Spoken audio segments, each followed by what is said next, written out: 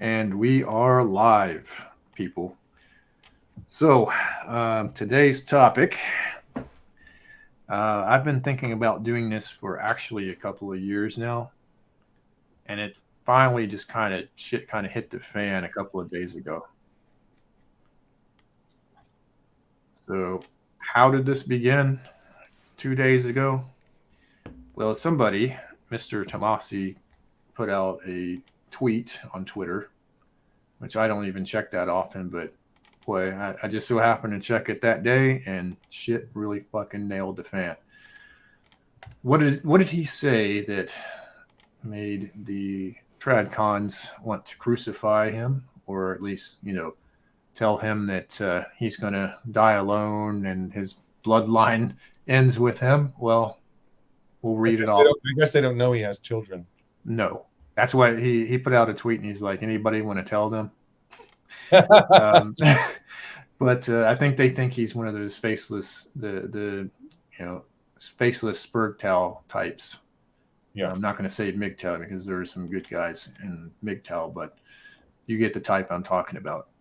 sure. But he wrote the quickest path to becoming a high value man: do not get married, avoid family creation, vasectomy in your 20s, lift consistently, eliminate all sedations, learn game and networking social skills, play to your strengths, build wealth, and resist easing up on your focus. Now, Test. yes, we hear you. Um, does any of that sound like just really bad, like worthy of damnation to either of you? Well, not of damnation, no. I mean, the vasectomy in their 20s might be a bit extreme. Okay. But if you bank, I don't see a problem with it. Yeah, I mean, for me, like I didn't take that. It's nothing I would ever do. Like, there's no sharp objects that I will allow anywhere near.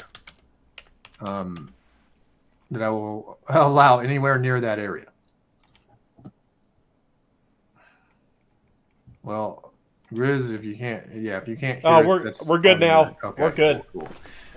Um, so, but the way I took it, you could take like the first three and say, well, how about you just not have a family until you're ready to have a family, until you've gotten everything done that you need to have done, you know, uh, Right, right. instead of taking it personally and telling the guy his bloodline ends with him, you know. Well, I would say, I mean, obviously he was hoping to stir something up with that.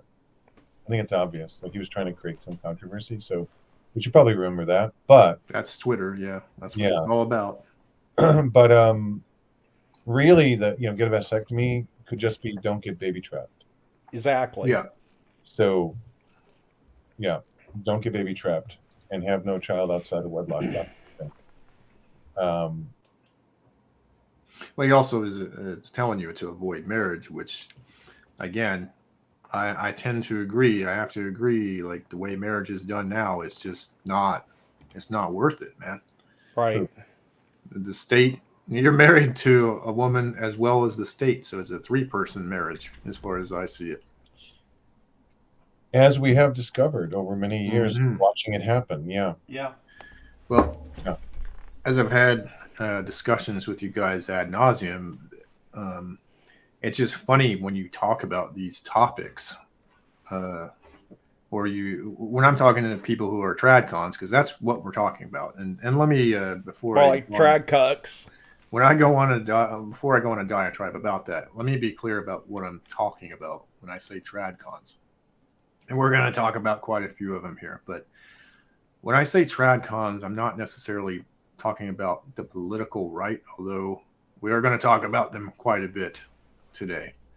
But I just mean people who see relationships in the traditional way as they've done for years and years and years, and they just don't understand that the game or uh, culture itself really has changed. It's not the way it used to be in their day or in their parents' day.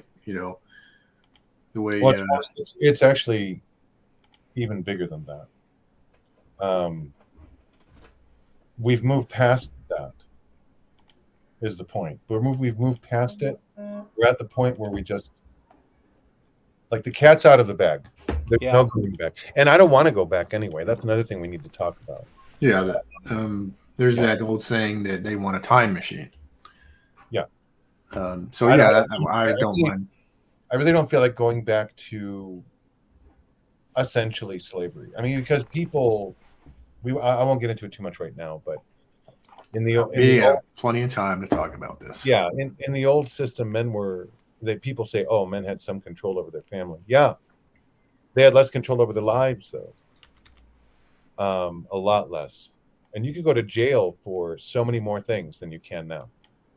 So, in terms of not quote unquote fulfilling your duties to society, Right. it has gotten to the point where men actually have some freedom because that had to be created in order for female liberation. That's a long story, but basically, yeah, there is no going back, and I wouldn't want to go back anyway because that would be horrible.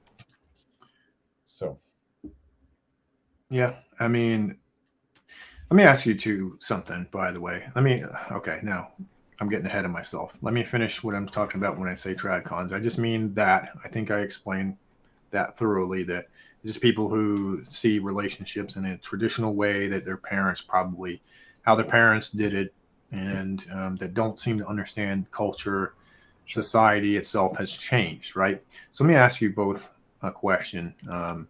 I'll have Grizzly answer this first, and then Apoc can go after that. We had to have some bit of structure here.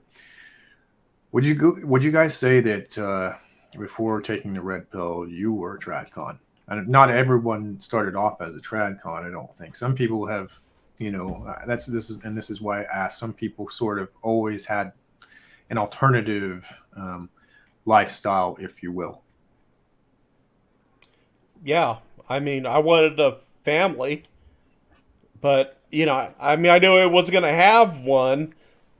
So but yeah, I wanted I was just like, you got to find the right one. Yeah, and we'll get into that. I love that little phrase. yep. What about you, Apoc? I was I wouldn't say I mean past the age of about 25 I wouldn't say that I had any illusions about what was really going on. So my view of it was different. I still always wanted a family. And yeah, I thought I just have to find a good one. That's true too. To weather this storm of crazy, But I've never been a tradcon per se. I just wanted a family. I never had any particular. It never had any particular shape to it. Like I was never. Oh, it has to be like this. So you didn't need the white picket fence and the dog, golden retriever and all that stuff. Yeah. You just wanted a family. Just wanted a family. Yeah. Family, that's why I asked. A family, a decent living. Yeah. People who cared about me, people I could care about, responsibility and dependency, all the things. So just a normal. Maybe some rugrats. Some rugrats, and maybe a little bit of money in the bank for retirement and so on. Right, just a simple family. That's all. I didn't have any. I mean, Gen X in general didn't have any illusions. Right, and that's why I had both of you guys on here. I don't know if I mentioned that at the start, but I wanted a couple of older Gen Xers to be on the show because I think you guys have some good input. Although obviously you have different experiences from each other, which actually is good in my opinion. But you did sort of experience more tradcon than I did. Well, when we grew up, it was pretty much it's over, bro. When I got out of the military, there wasn't much to look forward to. Yeah, what do you mean by that, Chris? Like specifically? we were in a recession. All the boomers were taking the IT jobs. There's really nothing out there. Are you talking about the 90s? Yeah, Yeah, okay. Then I'm a little older than you. yeah, Yeah, I got hit by that too. I was, yeah, I had a really hard time. I didn't really break out until like maybe till the back end of the internet boom in the late 90s. Because I, saw it as a wave to jump onto, and it worked. So that gave me a little bit, it gave me a certain purpose. But I was being told by at the time the people, the boomers, as you put it, the old and the silent generation people, didn't understand it. They're like, why you, aren't you going to get a real career? exactly. And I said, this is a real, like, what are you talking?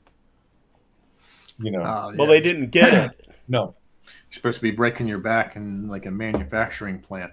Yeah. Well, by then they knew the manufacturing was gone, but they were, because I, had a college education. So the idea was, why aren't you in academia? Why aren't you in a profession they recognize? Right. But then you got to remember, in the late 90s, early 2000s, there were still people who thought the yellow pages would never die. Right. Which I was like, oh God. Yeah, I would just look at those people like, what? But yeah, you're right, Chris. It was the 90s. I mean, people talk about the 90s with fondness, but I'll tell you, for somebody in their 20s, in the mid to late 20s in the 90s, it was fucking hell. Oh yeah. It's just like, I went to a tech school to learn IT. When I went to get a job, all the boomers from the aerospace industry were taking the jobs. Yep. To shift They gears didn't a even know little what they were doing. They acted like they knew what they were doing, but they didn't. Nope. Well, I want to shift gears a little bit. I mean, we're talking about the 90s, but we're here to talk about the tradcons, gentlemen. I talked to both you guys. We are indirectly. All this is connected. Sure. Okay. But I kind of want to talk about intergender dynamics, though. I kind of want to steer us in that little direction. We're working our way there. We'll get there eventually, and we just got to put our nose to the grind and work harder. So to kind of steer us in that direction, I've talked to both you guys individually about this, but sometimes I don't really like to talk about intergender dynamics to people who aren't red pill, and there's a reason why. But sometimes it's somewhat unavoidable. And so if you're talking to one of these people, and you'll bring up everything that we talk about, from the court system to nobody checks out of control female behavior, to anything else that we talk about here. And that basically their solution to this is, I mean, the best way to describe their solution is tradcon harder, which is not a fucking solution. Because if tradcon harder was a solution, then we wouldn't be in this fucking mess to begin with, because we'd all be tradcons, right? We would have never had to discover the red pill. Right. Well, let me, there is something about that I think is rarely discussed, which is, it is that very mentality that created the backlash to it. I mean, would there have been something for women to fight for if tradcons hadn't been such assholes for so long? I mean, because the problem is that there is this notion around family and relationships that it has to somehow be regulated by the state. Like, it has to look the way we want it to look.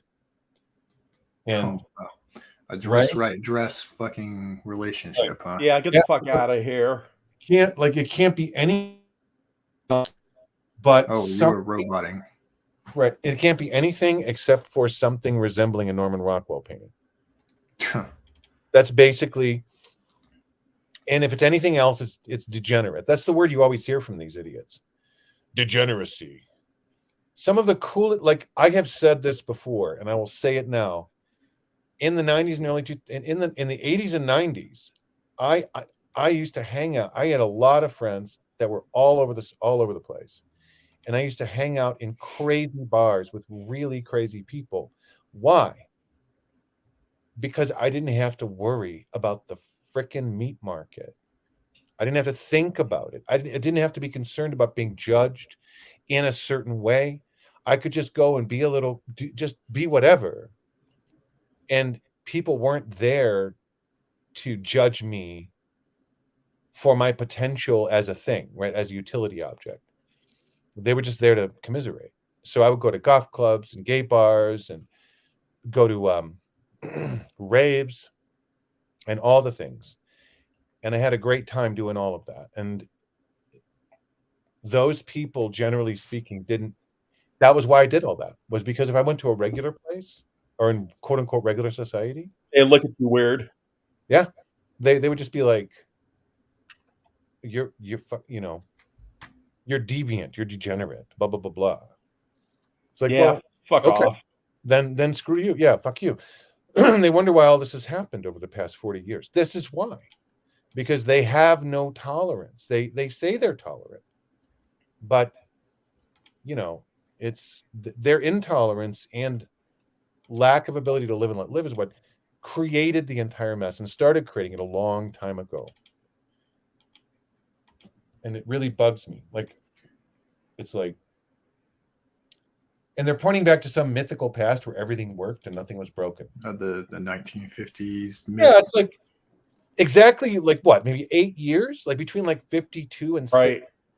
Like, okay, that was the post-war era where the United States had the only advanced manufacturing in the world. Yep. And was sucking in all the money from everywhere because everyone else was rebuilding. So the United States got a huge boost. It had nothing to do with anything but that. So, and by 1968, it started to tank again.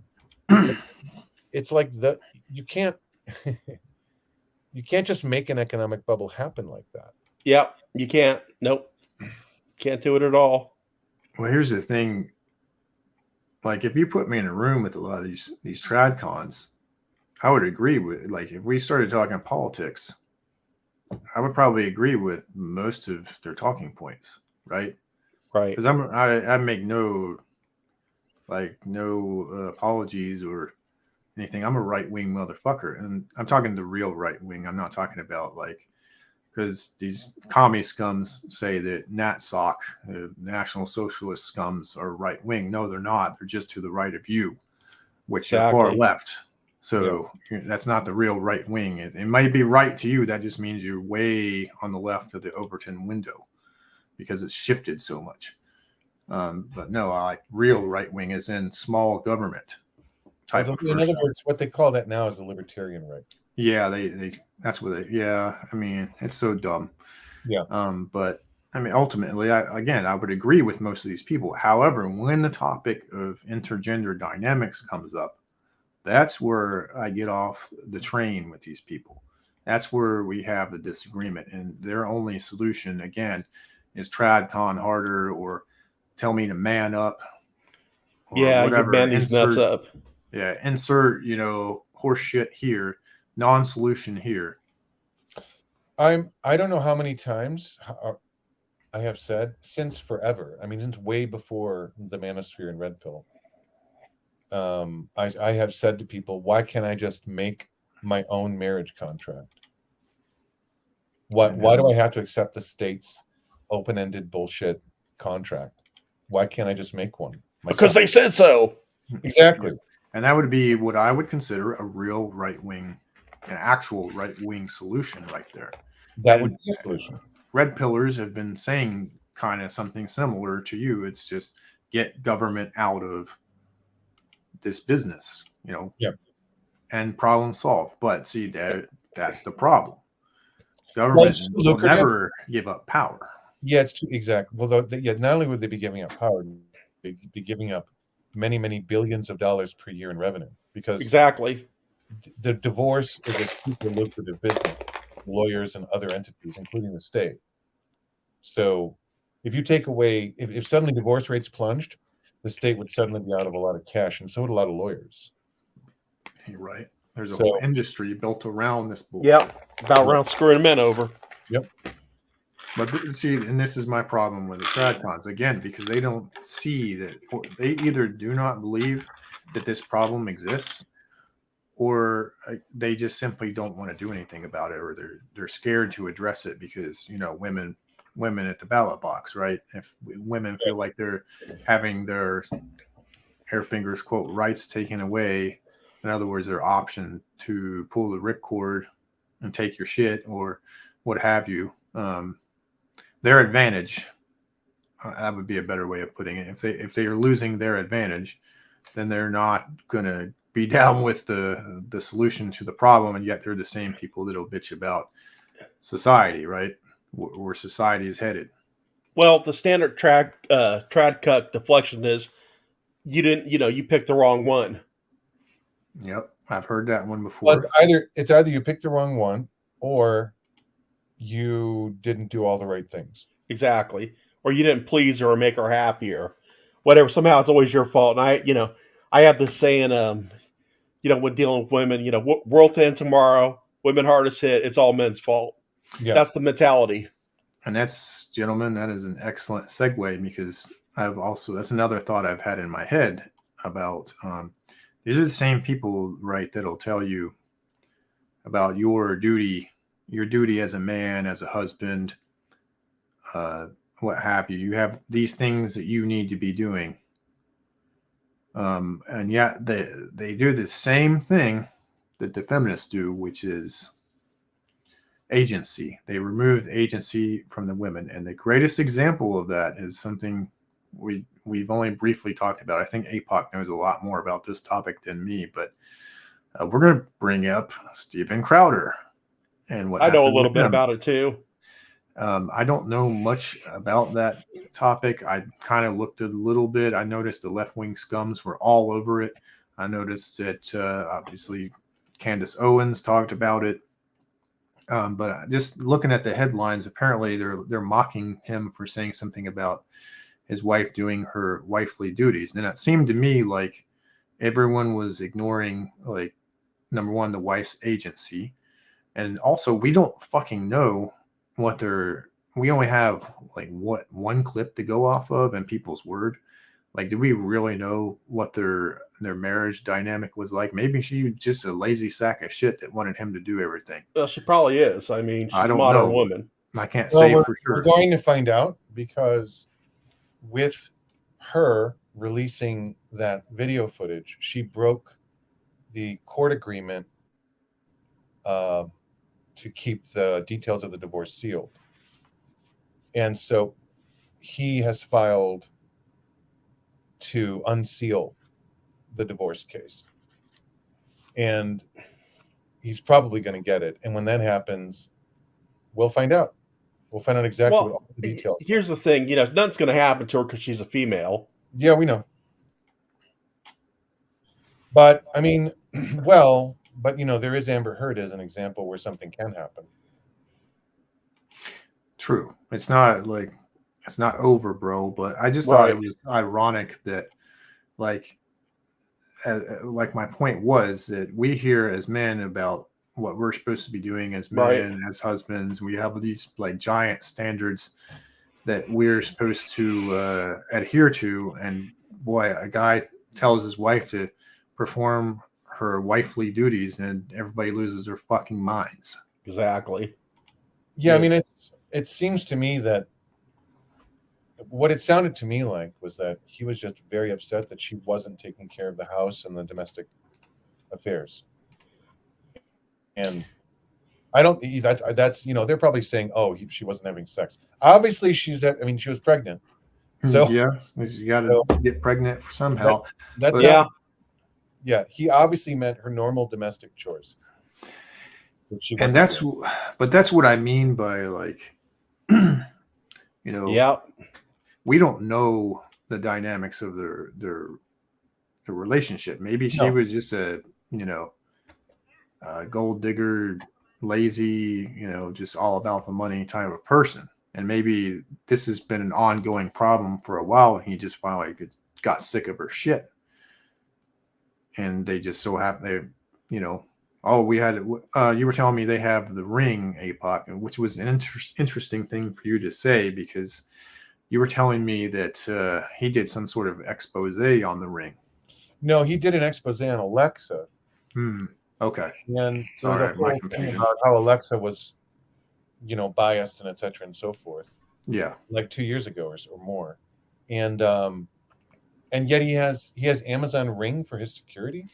Okay. So okay, I was confused about that. So okay.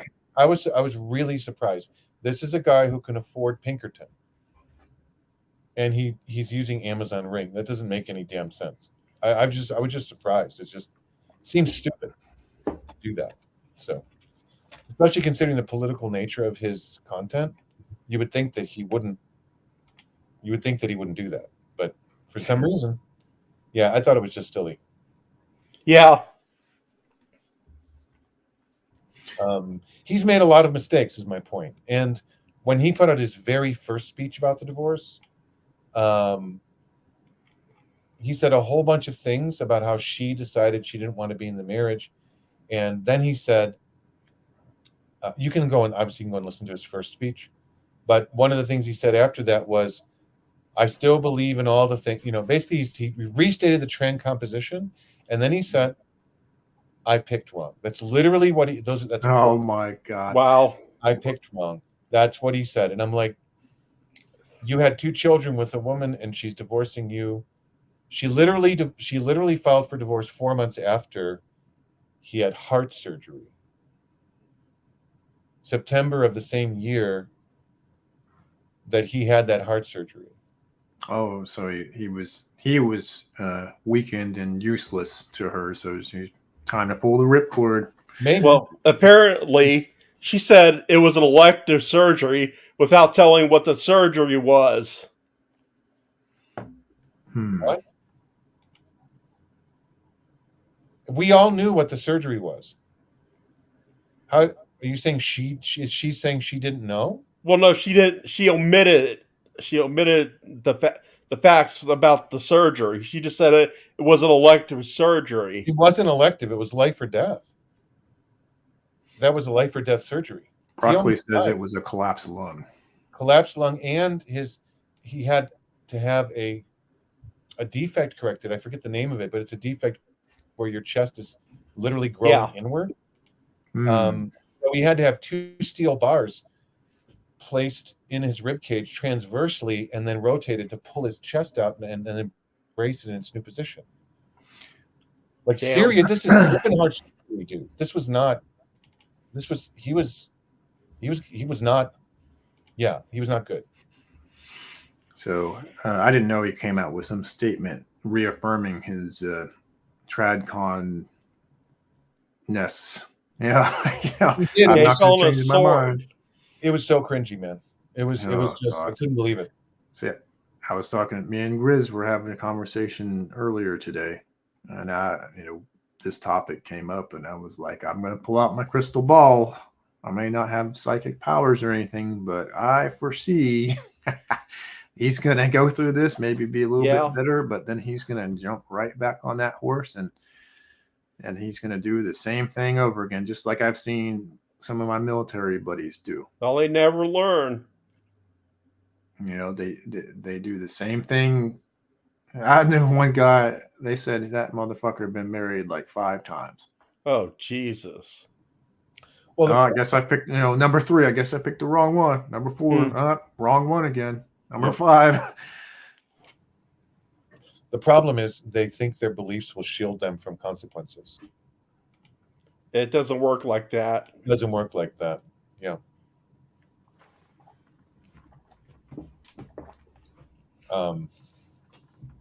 But yeah, it was very cringy what he said. I was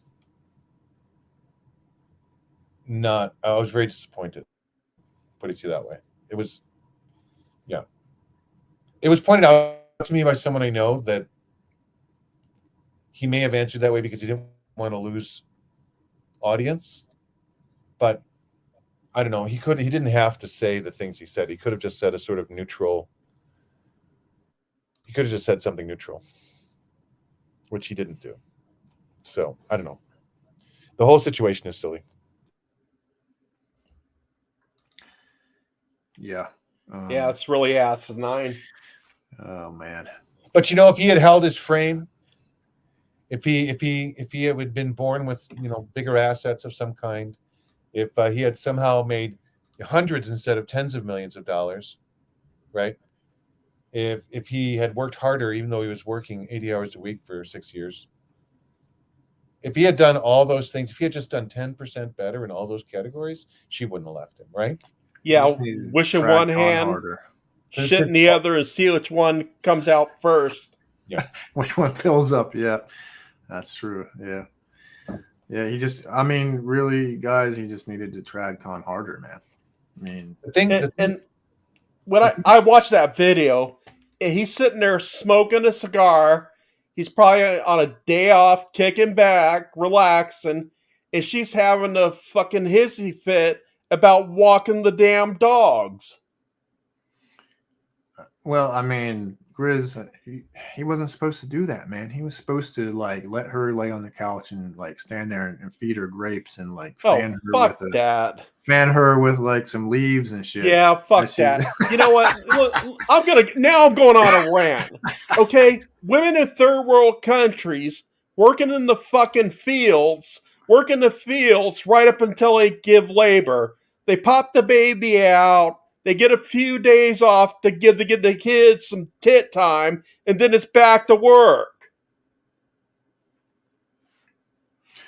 I mean, I wouldn't say that I would wish that on someone. No, but there's an extreme at both ends, and it's just It's just walking the fucking dogs. Literally just walking the dog, yeah. And she said, well, the medication's supposed to be harmful to pregnant women. Then wear some fucking gloves. And see, what people miss from that video, that she's talking about how she needs to go to the store to get groceries, but she can go to the store and get groceries, which requires walking around. But she can't fucking walk the dogs? Come on, man. Well, she didn't actually. I mean, she didn't even have to go to the store to get groceries. She could have she lives near a city, so it's not as if she couldn't have used any of the 3,000 services that will do it for you. And you literally just drive up to the store and they pack it in your car for you. Like, she didn't have to do the shopping. She could have done it all online and just driven there, picked up the groceries and gone home. It would have been a 10-minute experience. Mm-hmm.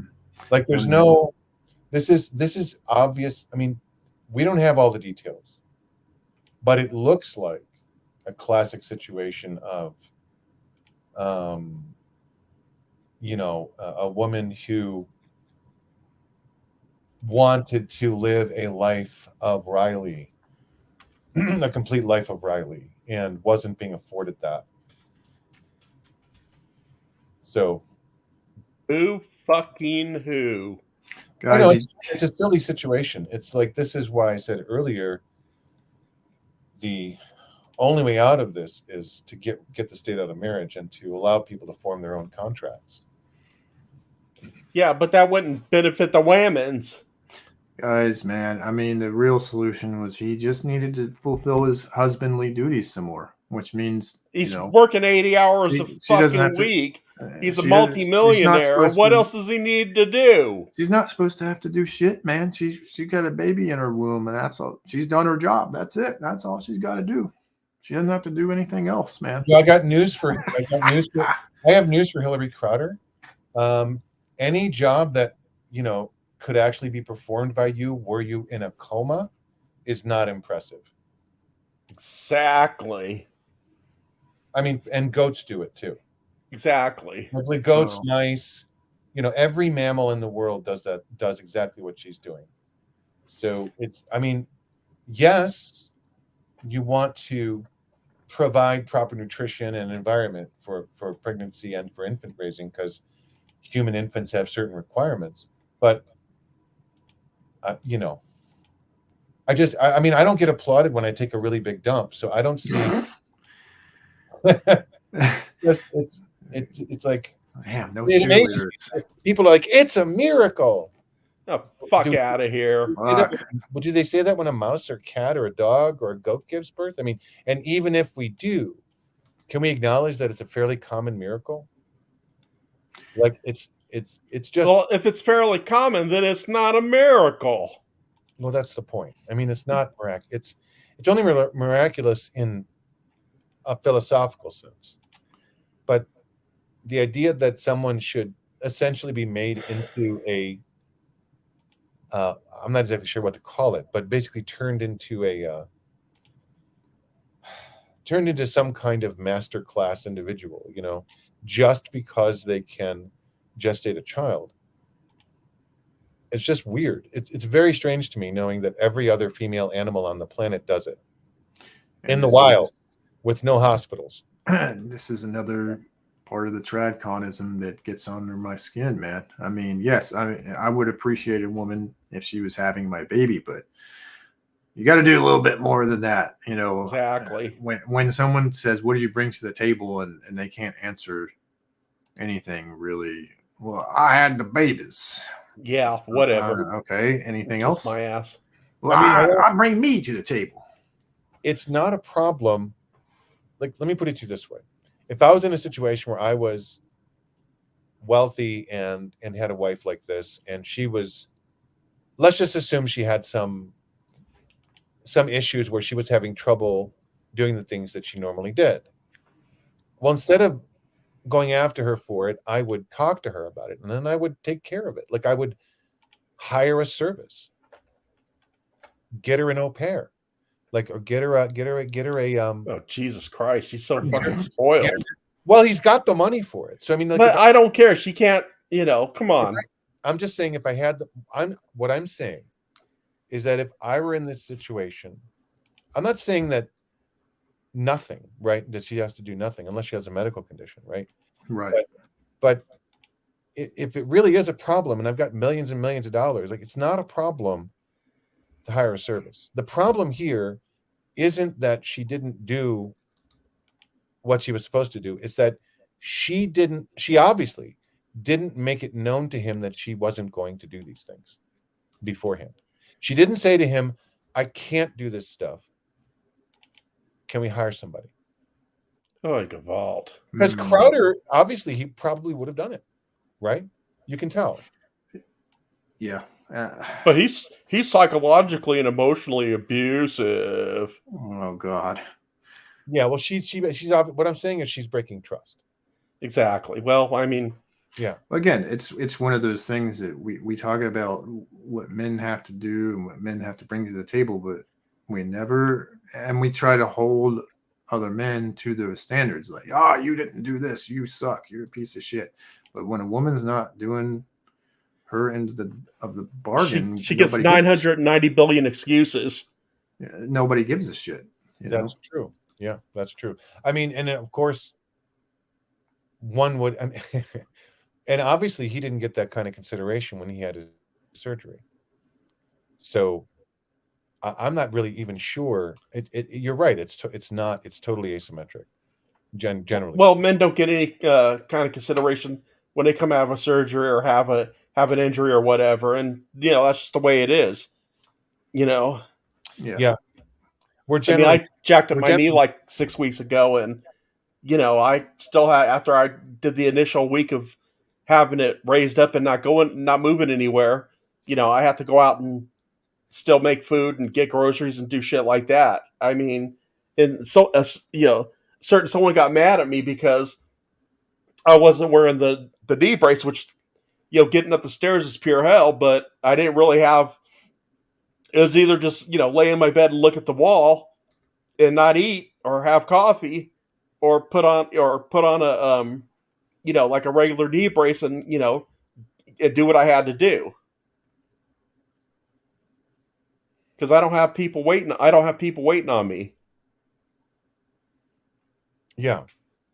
Well, and the problem is that when men are in this situation, they're generally what they're not told is take as long as you need.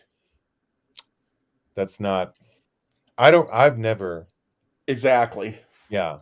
Yeah. What's your recovery timeline? How long is it going to take for you to get back? Get back to doing what you're supposed to be doing. Yeah. Yeah. So I understand it's asymmetric. I was just pointing out that it's not so much that she wasn't doing what she was quote unquote supposed to do, which she wasn't, clearly, from his exasperation. What's really true is that she obviously didn't make it clear to him that she didn't, she was having trouble. She was either having trouble or not wanting to do those things. She didn't want to do it. Yeah. I mean, that's just as simple as the day is long. She didn't want to do it. She was just being a lazy bitch. How yes, but do you think there would have been an argument if he said, "Okay, I'll hire a dog walker"? I doubt if there would have been an argument. I mean, she would have been an argument, but she never. If she, based on what that conversation sounded like, she never told him that she didn't want to do it. Instead of telling him she didn't want to do it, she let it become a problem, and then turned herself into a victim. She used it as fuel to fuel an argument. That's what it sounded like to me. So what you're telling me is this kind of reminds me of, I don't know, companies probably still use this technique, but how a company, they didn't want to fire you, but they wanted to get rid of you. So what they would do is they would treat you like shit until you voluntarily quit the job. You know what I'm saying? That's almost what it sounds like to me. Yeah, basically. Yeah, I've had that happen to me at companies before, so it's a very similar tactic. Yeah. I mean, this is again, at the end of the day, people can manage their relationships however they want to manage them. We're discussing Crowder in particular, but people can have whatever they want as arrangements. I could care less. What I care about is that the state thinks there's one way to do this. And I'm kind of tired of that. That's the tradcon problem right there, is that the state think that the tradcons and the radical feminists are united in making sure that the laws around family and marriage are maintained exactly as they are. Yeah, that was the whole point of this, this stream and this discussion, is that they're two sides of the same coin saying the same shit, and it gets on my they're nerves. two sides of the gynocentric coin. And these laws go back to like the 1800s. They're woefully out of date. They're also unnecessary. I mean, these rules were put in place when 90+% of the population were in agriculture, subsistence agriculture, and really didn't have, there's very little choice at that point, and very few choices for anyone, men or women. And so because there's so few choices, these things at that time would have been preservative rather than destructive, right? But now that people have mobility and choices, and we're past the Industrial Revolution, it's just not working anymore. It hasn't really been working since the early 1900s, but it's just taken this long for the other shoe to drop, really. Well, and add in no fault meaning it's always his fault divorce. It's it's pretty much a collapse the marriage industry, because I mean, if you've been following the news, Davis Bridal's been going out of business. K Jewelers is tanking, because even like I said, and I predicted this 7 years ago when I had my original channel, that give it 5 to 10 years, and then the normies are going to start waking up. Yep. No, it's not. I mean, to be honest, no, it's not. People always talk about how, yes, no fault divorce did create an issue, but why did it create an issue? Because the courts still have the precedent and directive to award, a lot of money and cash and prizes to the woman, especially when there are children. And that's no fault divorce would be fine if it was really no fault, meaning there was none of this asset redistribution. But because there is, that's what created the problem. If the asset redistribution and child support didn't function the way it does, if it was more fair and more reasonable, then you wouldn't have, first of all, you wouldn't have as many divorces because women wouldn't be as incentivized to divorce. And second of all, you'd have more marriages because more men would be incentivized to marry because they Yeah, more well, protected. and the thing is, when you have fault-based divorce, women couldn't just cut the cord by saying, "I'm not happy." Well, even with There had to be fault-based a good divorce, reason for it. yeah, but I don't. None of that matters. Like that's still the state interfering in family.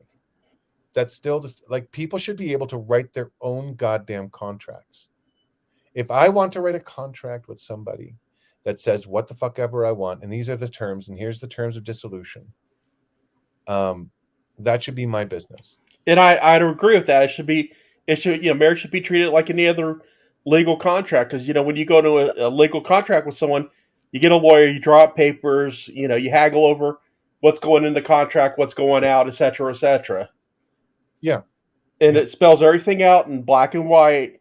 Here's what happens if this thing falls apart. What's going to happen, blah, blah, blah. Instead of making it like you have to go to City Hall or whatever to get a marriage license. I mean, it's like, why do you even need a license to marry someone? That's stupid. And I agree with you, Apoc, on that. I do. I mean, I think it's always to get married. They should, draw up a private contract and not have, the force of the state, enforcing it or punishing, one side unfairly over the other. It is those, and it's the terms.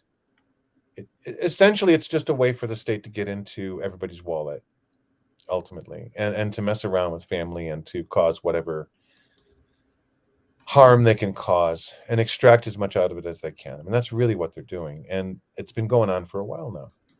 Everybody, it's like people keep going back to we should get rid of no-fault divorce. No. We should remove the state from marriage. Then you don't have to worry about it. Nothing. Then that's it. Like it's over at that point, right? Because I could make a contract with two women and have two wives, or or vice versa, or you could, I could do a traditional contract, but everything is all delineated so that however the dissolution occurs is written down in the contract, so that I don't lose access to my children, and I don't have to. I'm not bankrupt afterwards, and so on and so forth. And if the woman agrees to it, and this, pretty straightforward. Or get rid of limitations on prenuptials. Basically the same thing.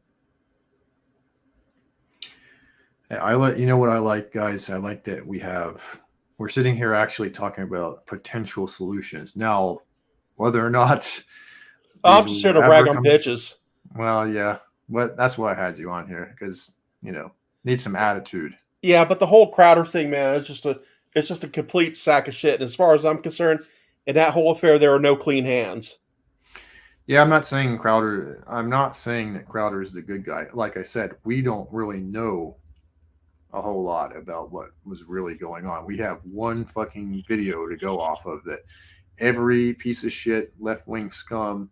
I mean, you had the Young Turds, you had that fucking idiot Destiny, the cuck. Yeah, that guy. He dyed his hair blue and lets other men bang him in the rear. God, he should just get laser surgery, take hormones, and just be a bitch.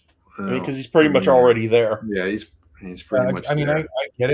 I get it, but again, I don't. Destiny can have as many dudes up his butt as he wants. I don't care as long as he doesn't tell me how I have to have. Okay, well, I mean, you and I definitely have different perspectives on that, but don't talk about masculinity if you're if that's what you're doing. I don't want to hear right.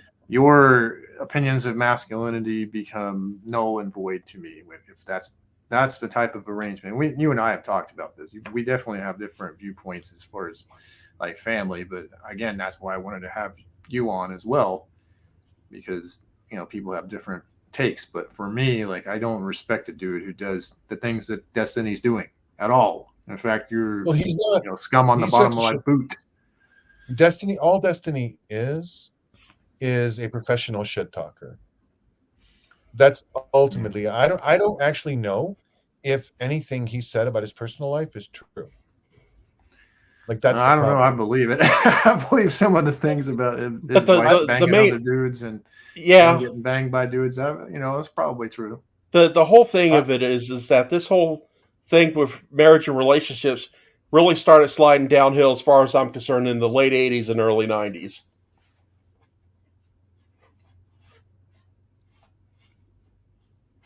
I mean, the yeah, I mean, mudslide got accelerated.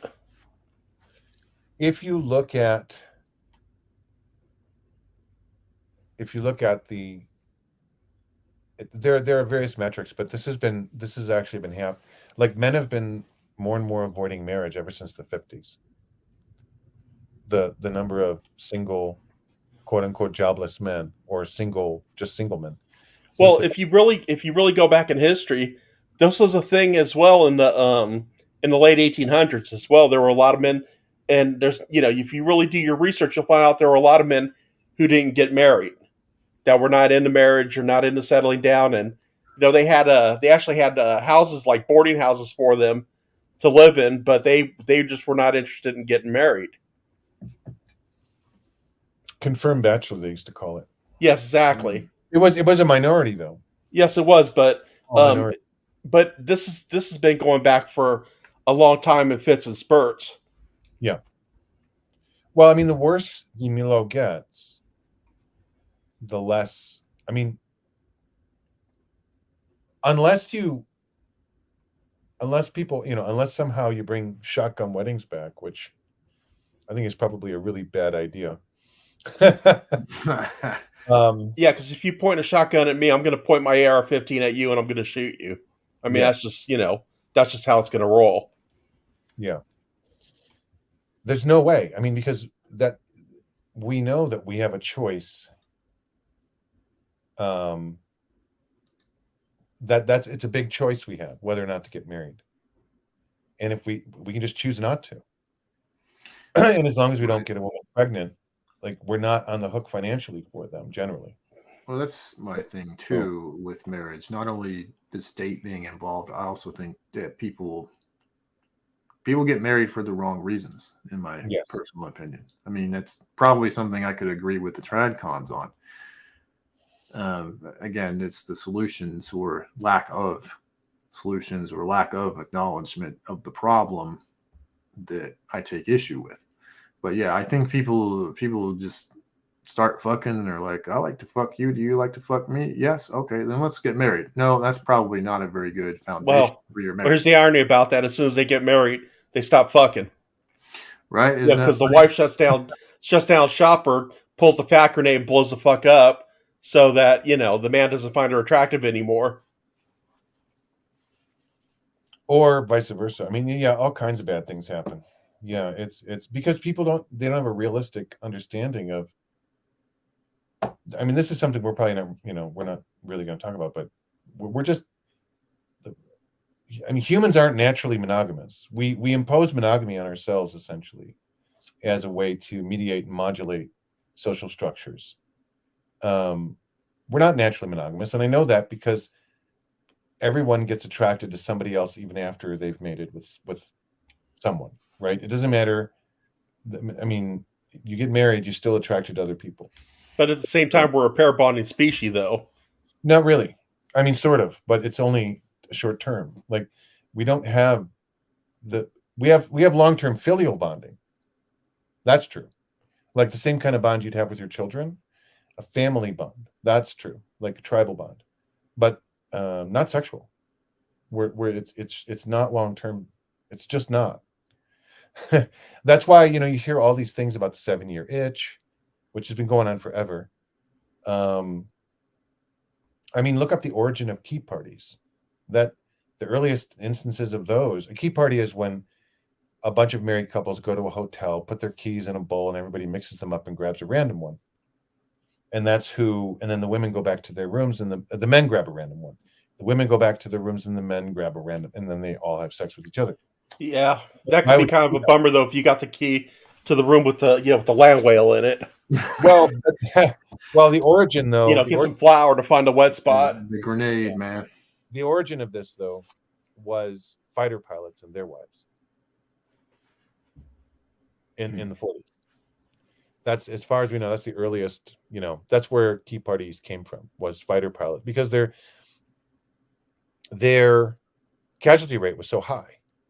So this is super taboo to talk about, but I'll talk about it anyway. A lot of groups of fighter pilots engaged in this on purpose with each other's wives fairly regularly, in order to create a social bond between all of to glue together the entire group as a family, right? And thus, when one of them died, all the rest of the other dudes and women would take care of the woman and the children of the man's family who died. So, that's not monogamy. Well, these we have a situation now where monogamy is screwing around with other people and sleeping with randos and doing all that other stuff is the norm now, and it's killing society. I mean, society. It's killing society because of the state being involved, because of the way people have been running family and marriage for so long. What I'm saying is that if you got rid of the state out of marriage, most people would just start doing the standard monogamous marriage with filial loyalty and occasional cheating on the side. Like, that's basically what it was for God knows how long. And write in a paternity test, so that way you're not taking care of another man's kid, and then you're done. Like, this is not complicated. That's all. And we'll disagree here. We'll agree to disagree, but as far as I'm concerned, the building block to any functioning and prosperous society is the nuclear family. I disagree. I think it's the extended family. Mm-hmm. What do you mean? Real quick, when you say extended family, because you and I might have different ideas of what that means. Uncles, aunts, cousins. Yeah. Okay, so like the old family where the grandparents live in the same house, and that's that's a way to look at it. Yeah. But I mean, like, if you look at the pre-communist China system, that's more like what I'm talking about. So I'll have to look into it. Yeah, so they had a system where essentially the family would build. It depended on where you were and how much money you had and so on, but the family was a big unit. It was like, you'd have 100 people, right? And all the resources were pooled so that everybody could do better individually. And so, but everybody had their own private space as well. It wasn't like you didn't have private space. People still paired off. There was husbands and wives and stuff, but effort, resources, and assets were partially shared. Like, there was group land and there was private land. Like, it wasn't communist at all. I'm just saying there was a lot of family property that was managed for the benefit of the whole family, however that was envisioned. There was a patriarch and a matriarch that handled all that.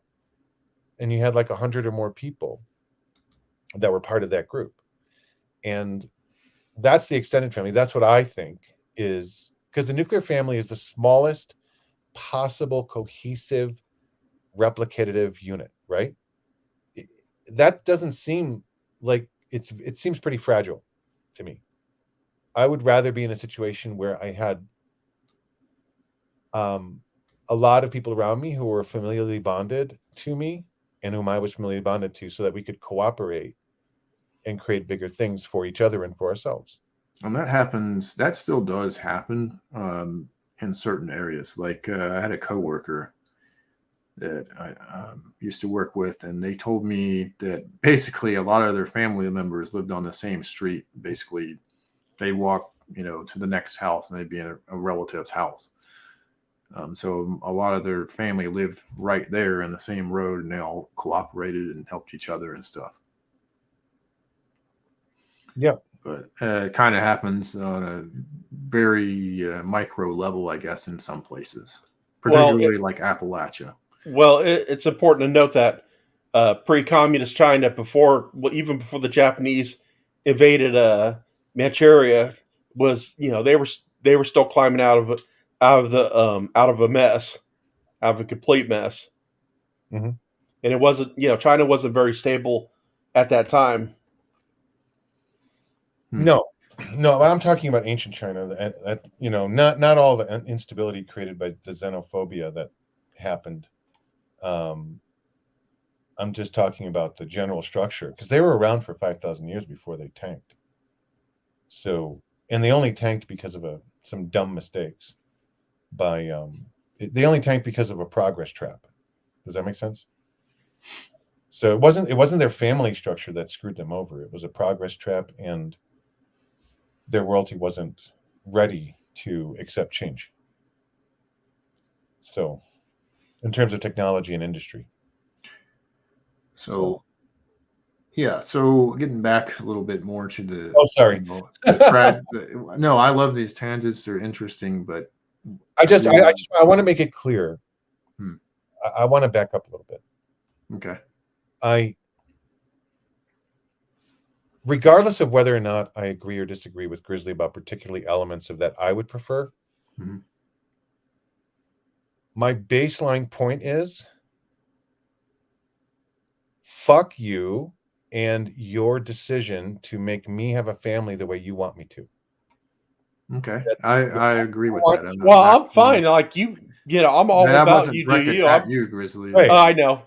Yeah, I know. Yeah, we can disagree. It's fine. Like, I can respectfully agree or disagree with all you guys on this, but at the base, it's a Patrick Henry point, right? I may disagree with you, sir, but I will fight to the death for your right. Well, you're basically just saying you want freedom, which yes, I'm all about. And I can respect that, and I can appreciate that. I'm not gonna, if you want to, have multiple wives, hey man, rock on. I mean, I wouldn't want the headache personally. I mean, there's not enough talent on the face of the earth to treat that, but each to his own. Yeah, I mean, that was interesting, and I think people who watch this afterwards might find what you were discussing interesting. But I want to try to. We got a bunch of smart guys in the same room here, and so you trying to steer it back? Yeah, I myself go on tangents that are, if I'm not careful, that have nothing to do with the main talking points as well. But the main issue is take your boot off my neck, both of you. I'm tired of lefties and tradcons telling me that I need to behave a certain way. I need to do a certain thing. If everything is happening around me according to if no one is being harmed, and I'm not stealing from anybody, then what's the problem? Right, and the problem, we kind of covered this before, but of course it's control. They want control of you, and again, I keep saying this ad nauseum, but these people, there are many people, if they could take power and turn it into a liquid form and put it into a syringe, they'd inject themselves with it nonstop, because that's the type of people that they are. Well, see, the problem with the tradcons is they have this blind spot where they still think that America's in the 1950s, and that women were raised properly by their mothers, and that's not the case. That's what I think they understand. That's not the case, but that ain't coming back. And they think that if they keep hammering you and hitting you with this shit, that you're gonna bend to their will. It's a bit of a control thing too, despite these people generally being more pro freedom. Their idea. So they'll hammer you about getting back to the topic. Like, well, don't you want to leave a legacy? Or if you talk about, like, if you're trying to tell young men, like, don't have kids too early, right? These people will right? Because, you're supposed to want to have kids. Well, I mean, I want to have kids. I want to have a family still. I kind of want the tradcon dream, but I'm also not going to be naive about how things work right now. And what I would like is for the tradcons to, again, get on board and help fix this issue. If you want young men to do these things, there has to be incentive. Right now, there isn't an incentive other than you asking them, don't you want to leave a legacy, or telling them to man up, or calling them an incel, or, stop being selfish, just like. Yeah, and, but the thing is, there's no incentive, but there's a hell of a lot of disincentives. Yes. So the strategy should not be to, berate you and tell you you're a piece of shit for not doing what they think you should be doing. How about you get rid of the disincentives and create incentives? That's Well, a they can't. much smarter idea. They would do that. They would. I mean, it's difficult. I've tried this tack with so many, and privately with many people talking like this, and the problem is you're essentially taught. The vast majority of these people are either Catholics, Protestants, or Jews, and all of those denominations use shame and guilt as a motivator, and have been for well over 1,000 years. So they've essentially weaponized sexuality as a control mechanism. And so they still think it's the way to go. The problem is it ain't anymore. That's gone. What they're doing is they don't realize it. But what's happening is the sand is slipping. They're squeezing too tightly. And people have been talking about this, right? Wow, with TikTok and YouTube and so on, we can really see how women actually think and what they actually do. And it's not what we thought. Well, I mean, I knew this years and years ago, but like most people didn't. And now a huge number of men and even other women are seeing how they're interacting with the world. And when you hear things like the classic 6 foot, 6 figures, 6-pack, standard. And then, you're on some manosphere show where they put it into the delusion calculator and it comes out as less than 1%. They don't even bat an eye. But they don't understand that that's not going to, if the world was an equal playing field and men wanted to get married, they might have a 1% chance of getting a dude like that.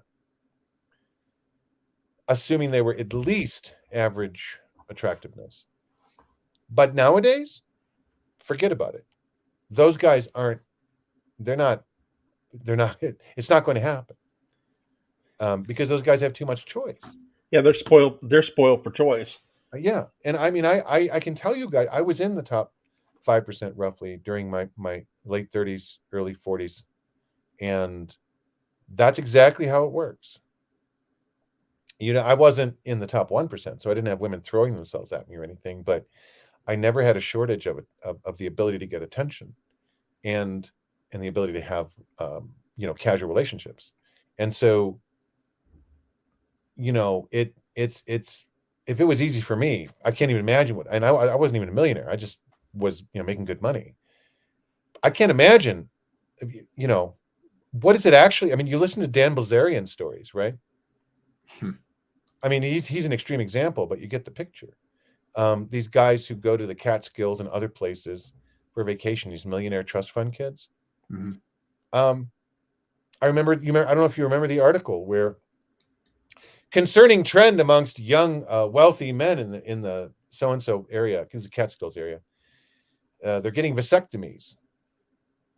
I remember that article. Remember that?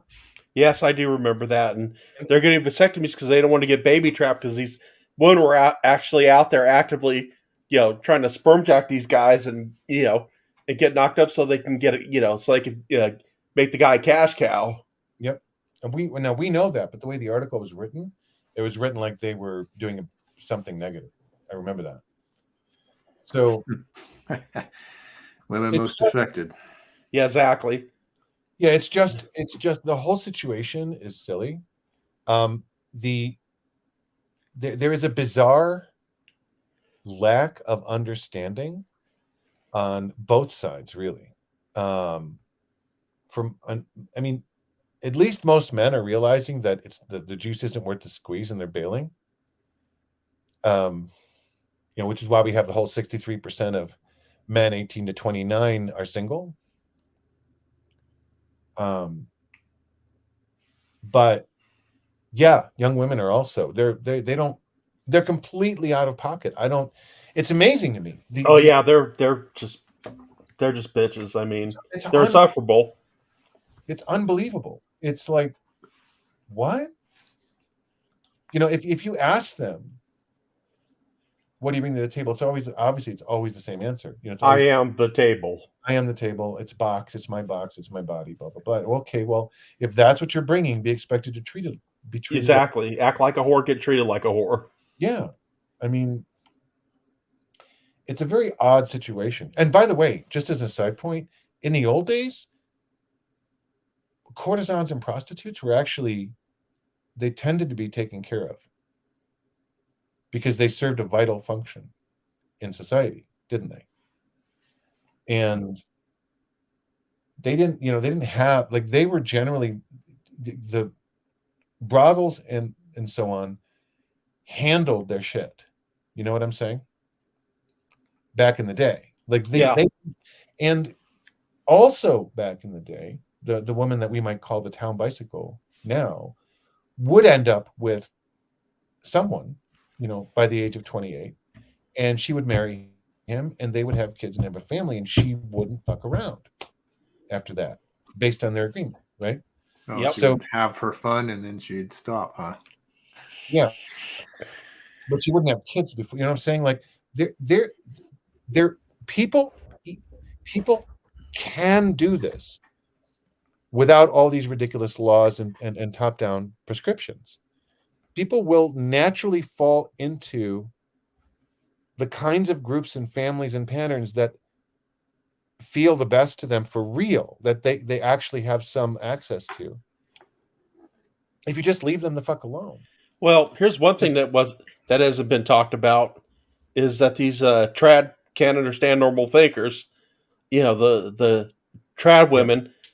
You know what they for them they're not really trad women. It's cosplay for them. You know, then give it a while, and like with Hill, you know, with Crowder's soon to be ex-wife, their true colors will come out. Yeah, I like that what you just said. It just reminded me of something. Um, it kind of also hammers in the point I made earlier about, you know, how the tradcons will constantly harp about a man's duty. There was a guy, he was a politician, and this was early. I remember it was after I got out of the military, so it would have been closer to the 20. It would have been like 2007, 2008, maybe later. But this guy, he was running for office, and he was also like a pastor. And he said some stuff that tradcons would just fucking jerk off over during one of his sermons. What I thought was funny is that the left like clipped what he said, and then like played it in a way that made him sound like he was, oh my, it was so slimy. You might know who I'm talking about when I bring up his name, but they called him Taliban Dan. And what he had said was basically, you know, men, don't worry about what, you know, your wife's supposed to do. Just very tradcon. Don't worry about what your wife's supposed to do. You just worry about what you're supposed to do for God and blah, blah, blah, blah, blah. And he still got shitted on, which I thought was funny. They called him Taliban Dan, and they cut it up and made it sound like he was saying that women need to be submissive. What he was saying is, I could actually, let me see if I can find a commercial. I'll let you guys have a look at it. It was very interesting stuff. Let's see here. NSA, I'm just looking at a political commercial. What was his name? They called him Taliban Dan something. But they kept using the like, because he used the words she should, Alan Grayson was, let's see here. That might have been the guy that did the commercial. Okay, Daniel Webster. Boy, they really fucked this man over too. I hope he sued the shit out of them. Yeah, but that, you know, in a traditional sense, no, you worry about what you're no. In a quote unquote traditional sense, the man's the captain of the ship, and he's responsible for everything that happens on that ship, and and responsible for all hands. So don't worry about what your wife. No, worry about what you. No, he has the man's job is to worry about what the wife is doing and to put her in check and to Yeah. keep her in line. Yeah, but he like I said, all he did was repeat tradcon shit, and the left wing scums like shit on him. They just diarrhea shit all over him. Look, I've pointed out, just as a subtopic, I've pointed out so many times to people that it's impossible to have you can't have a traditional marriage now in the West because the laws make it impossible. And why is that? Because men have no. If you're going to have a traditional marriage, men have to have authority. His name was Daniel If they don't Webster. Yeah, that's it. Yeah. If the man doesn't have authority in a traditional marriage, it's not a traditional marriage. It just isn't. It's like you want a traditional marriage? Okay. Then give the man legal authority. You don't want to do that? Well, then you don't want traditional marriage. You see what I'm saying? It's an oxymoron. That's another big problem. They keep talking about traditional relationships, but they're not willing to put legal force, behind it. And yeah, and the laws basically, emasculate the man. Yeah. I mean, what I'm saying is it's hypocrisy. If this is what you want, if you want a traditional marriage, then give the man legal authority over his family. Stop with this nonsense. Right. That's What's not- the old saying? Responsibility without authority is what? Slavery. Yes. Yeah. But yeah, I mean, TFM. it's ridiculous, and it's just the whole. And one thing I noticed about these guys, all these guys that are touting this stuff, like what's his name, the one that's talking crap to Rollo. Well, that was many. It was Matt Walsh. Lauren Chin. Matt Walsh, Ben Shapiro.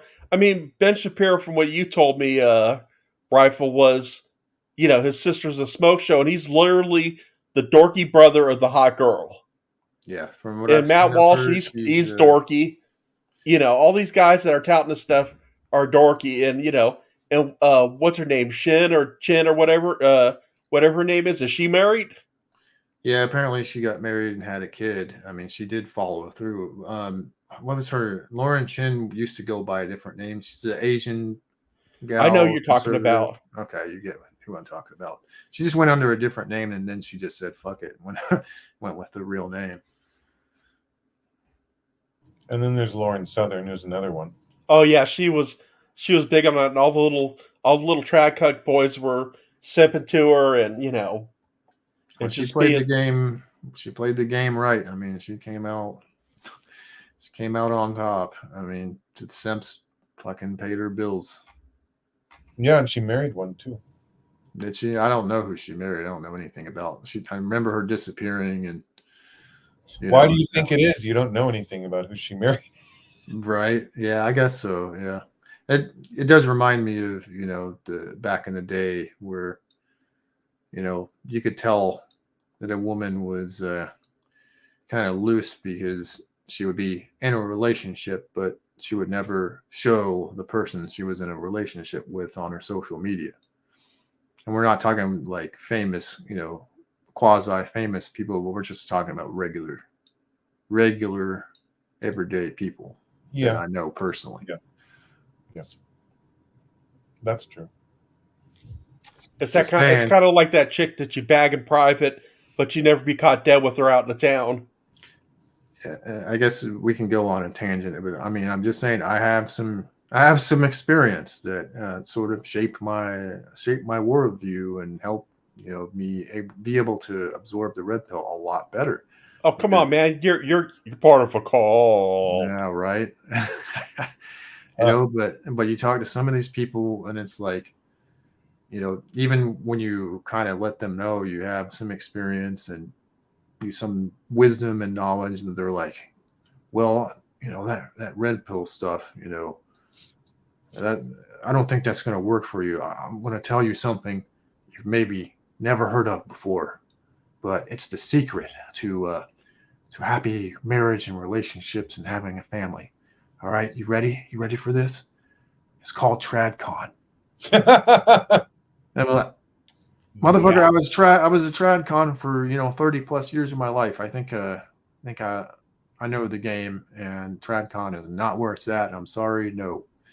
I kind of have goals. I would love the family and the white picket fence and the fucking golden retriever and all that shit. That's what I would like, but we got to talk about reality here. There was a period when I was in my teens. Maybe this is why I was predisposed to the red pill long term. But there was a period in my teens when I volunteered at old folks' homes. And I can tell you that minimally half of the men that I talked to expressed regret over their marriage and their family. And they would every single, like more than half actually, but I'm trying to be generous. But they would all say things like they never got to do the things they wanted to do, or that nothing turned out the way they expected, all this stuff, right? And essentially their regrets were all around the fact that they decided to get married young and that none of it turned out like they expected. Well, and that's what Tom Likas says is that he tells these young guys, hey, look, before you decide to get married, if you have a dream where you want to be an engineer or a scientist, a doctor, a police officer, achieve your dream first before getting married, because he said women are dream killers. And then I added on to that saying women are dream killers. They kill your dreams so you can fund theirs. Yeah, I mean, what is it we were talking about earlier, Apoc? It goes along with what I told, what I always told the black pill guys, right? Oh yes, that takes us into a tangent I really wanted to get into, because we were talking about the get a girlfriend thing. Yeah, right? yeah. And see, one thing I always told the black pill guys that like they want to get laid and they want a girlfriend and they want this and that, because they've never had one. It's like, okay, so what you don't realize that you're going to be doing, right? If your dreams are fulfilled and you finally get that girlfriend, you're gonna have a whole new different level of stress. You're still gonna be very stressed out, just for a different reason, because now you got that girlfriend, but guess what? That comes with a lot of problems. Like, if you're stressed out, I'm sorry. Yeah. If you're stressed out and you get a girlfriend, you're really going to be fucking stressed out. But I want APOG to tell this part, because this is something we were talking about pre-show. Well, I just mentioned something to you that I know about Jordan Peterson. He was doing a Q&A in a lecture hall, and he was talking about, it was basically on psychology, this and that, and a young man stood up and was asking him a question, but he kind of gave him a little background and told him that he had been reading Ion, which is Carl Jung. And if any of you haven't read it, it's AION. I recommend it. Anyway, it's a very intense book and very brutal in terms of he doesn't hold it back any punches. So it can be very interesting to read. Anyway, he told him he was reading Ion and he was really trying to understand it, look at his own life, how can he, et cetera and so forth. He was going through a period of some existential crisis because he was learning new things from Jungian philosophy that he'd never understood about himself and the world before, right? So he's in a fragile existential state, and he mentions that while he's asking the question. And Peterson interrupts him and says, "Do you have a girlfriend?" And he says, "No." And he says, "Get a girlfriend." And I was like, what? This kid is in existential crisis and you want him to get a girlfriend? It was the craziest thing. It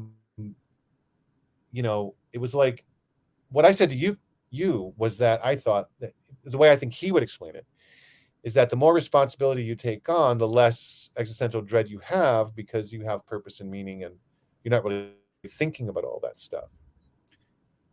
I don't agree with that. I mean, it is true, but I don't agree with that as a valid solution, because the problems are still there. You're just not addressing them. Well, I mean, this kid probably doesn't even know who he is yet. Right. Precisely. And he just read Ion, which means he really doesn't know who he is.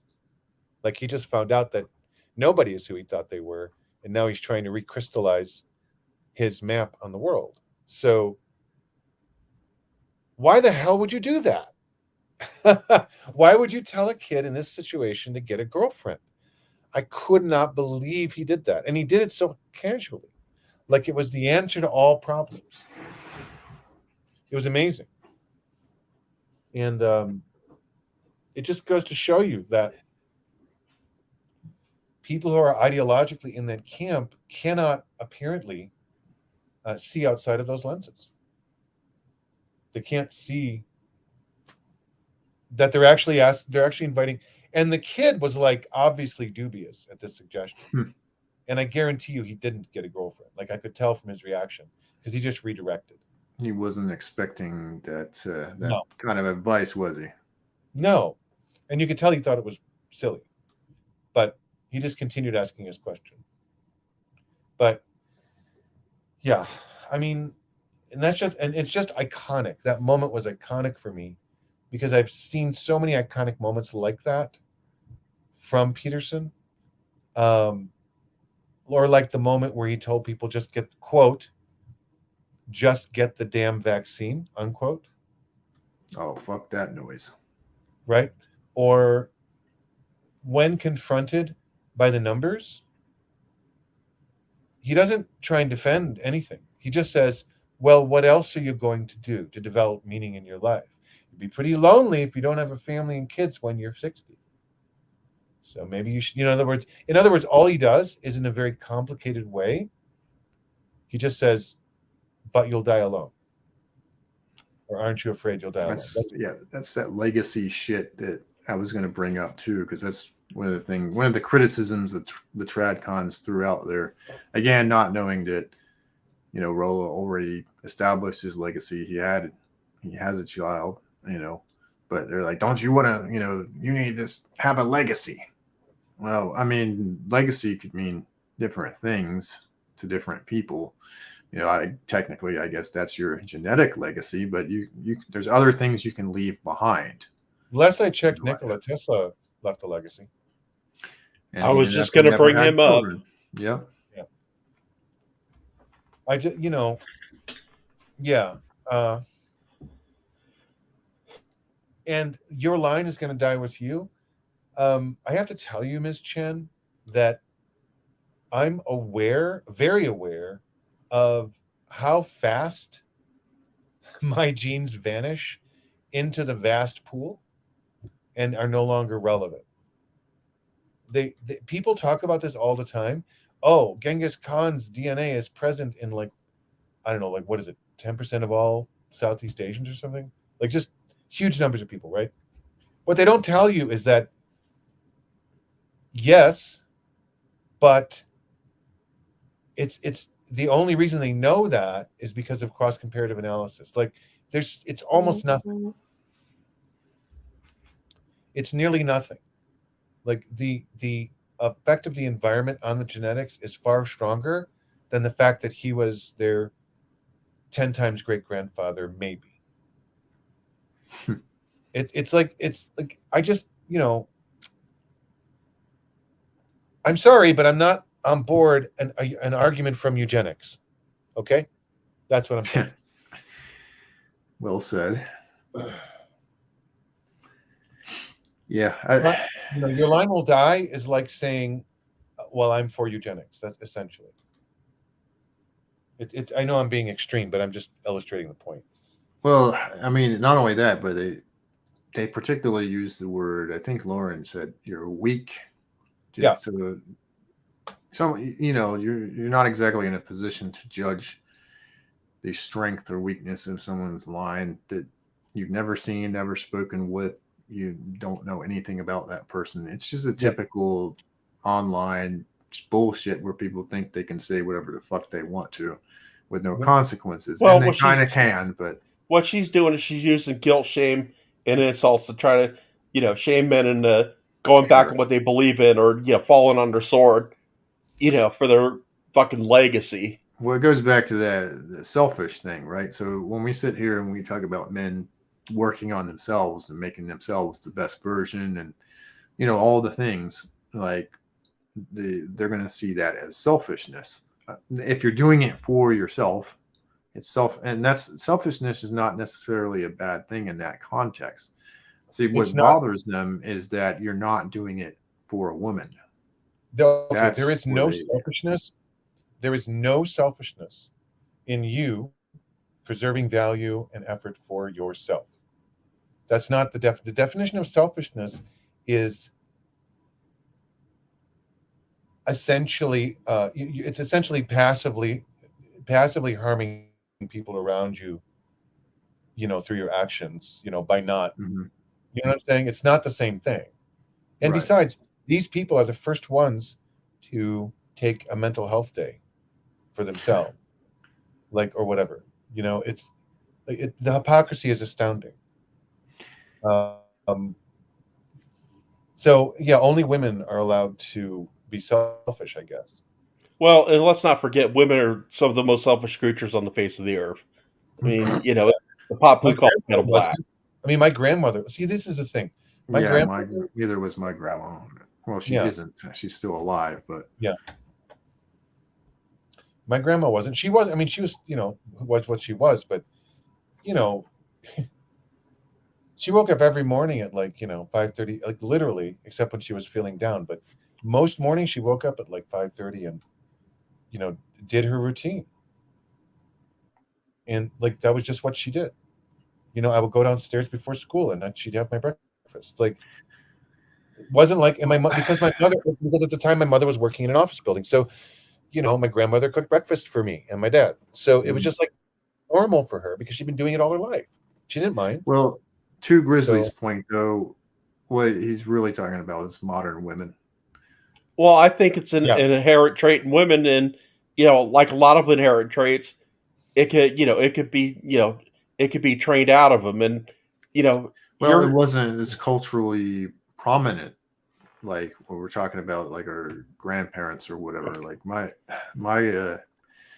on one side, my grandma, you know, did tended to the animals and made clothes, and was born during the Great Depression in a rural you know town off on the Appalachian Plateau.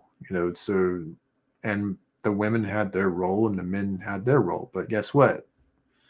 Different times, different culture. There is no time machine, but the effect on my family that her presence in it has done, like, and it influenced me. My grandparents' relationship kind of, I mean, it was so good, like, kind of set me up for failure. I mean, to be quite honest, because it was that good. And I'm not saying that it's bad.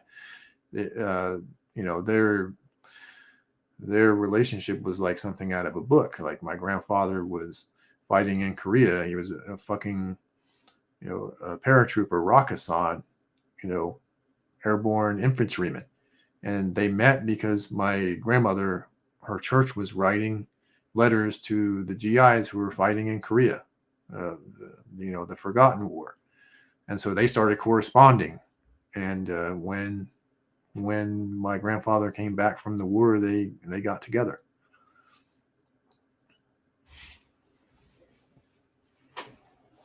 yeah. I mean, well, the, you know, the only reason that worked then is because people didn't have the luxury of thinking about their condition. They didn't have the ability to. They weren't educated to, and they didn't have time to think about their condition. They were just busy doing the things that had to do with living. And back in the 50s, that was what it was. You know. Well, they live the tradcon dream. The Yes. problem is that things ain't like that. And I've had this discussion with my parents as well, because my parents, as I make it very clear, are fucking boomers who were raised by silent generation people, and the way they see the world is much different.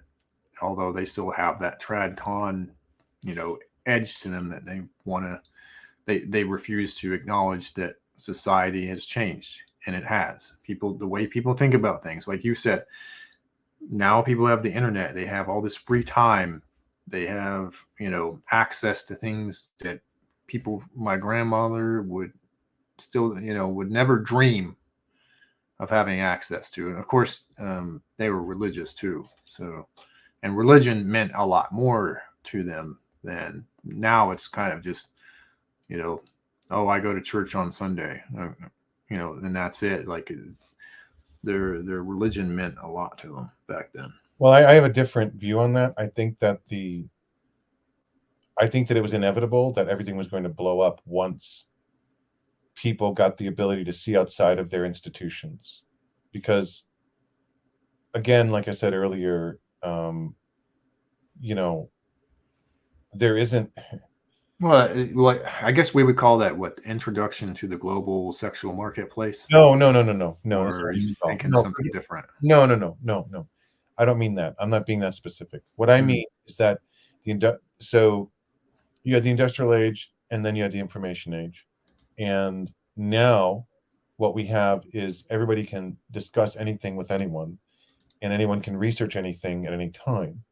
And so when you have that environment and you're able to do things like actually look into truth claims that religions are making, you start finding out things like, I don't know, you start finding out really interesting facts about various churches that you didn't know before. Like, oh, that Mussolini was heavily supported by the Catholic Church, and so was Hitler.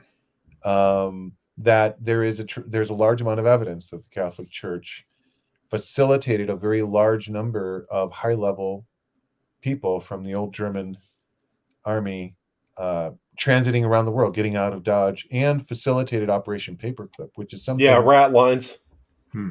Right, which is something that isn't even mentioned very strongly. But if you look at the declassified stuff around Operation Paperclip, they mention there's some names of people.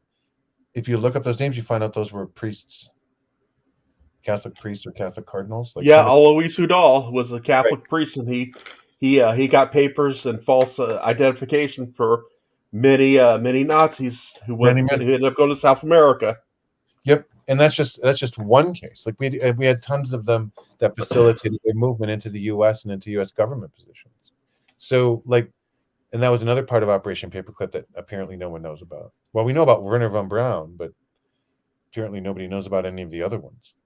Like, it's just like there's a very, very sinister undertone to churches, is what I'm saying, to broadly speaking, where they've been working specifically the Catholic Church, but also many Protestant faiths, where ostensibly they've been functioning as essentially just concentrations of power, basically a second state. And I mean, Spain is a great example. Like, it wasn't until the late 70s that it was legal to practice any religion in Spain except for Catholicism. In the 40s, Franco made it illegal to practice any religion in Spain except for Catholicism. And that stopped once he kicked the bucket.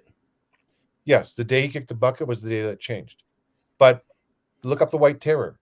What happened was priests would report people who didn't show up to mass to the government. The government would then find them, interrogate them, and if they seemed like they weren't, quote unquote, loyal to the government, they would be killed. So, and this is just a sampling of many things.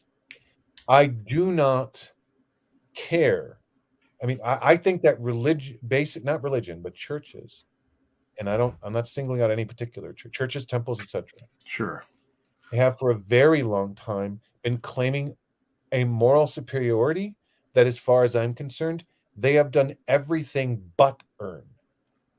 They have literally earned the opposite over time. They have, in my view, most churches and temples and so on and mosques have earned the reputation of not having a moral center, where they're just going with the exigencies of power and social status instead of spiritual strength and wisdom. So yeah, I'm just not. I get that the people who practice these things really believed in them, and probably they were practicing their faith in a way that was much more faithful to maybe the original intent. But Right. the churches, forget about it. Like the churches, they're all corrupt. Like, well, as we've discussed, yeah, the churches are cucked. And but yeah. I mean, my grandmother's church again. I mean, it's always been a good church. Like when I visit, I go there, and it's one of the good ones. But anymore, I mean, you can't be too sure. You know, that's why I don't go unless I'm visiting my grandmother. I don't really go. You won't catch me in a church. Yeah, well, if you go to a church as a single guy, you're going to get strange looks, and they're going to be wondering, like, why is this guy married? Why don't you have a female handler? That's the way they see it. Yeah. Yeah, I don't need a fucking female handler. I don't need a handler, a boss, a manager, or anything like that. I've been doing fine on my own, for a long time, so I'll pass on that shit. But yes, you're right. You will get strange looks as a single guy. I mean, the only thing I want her to do is handle these nuts, and that's about it.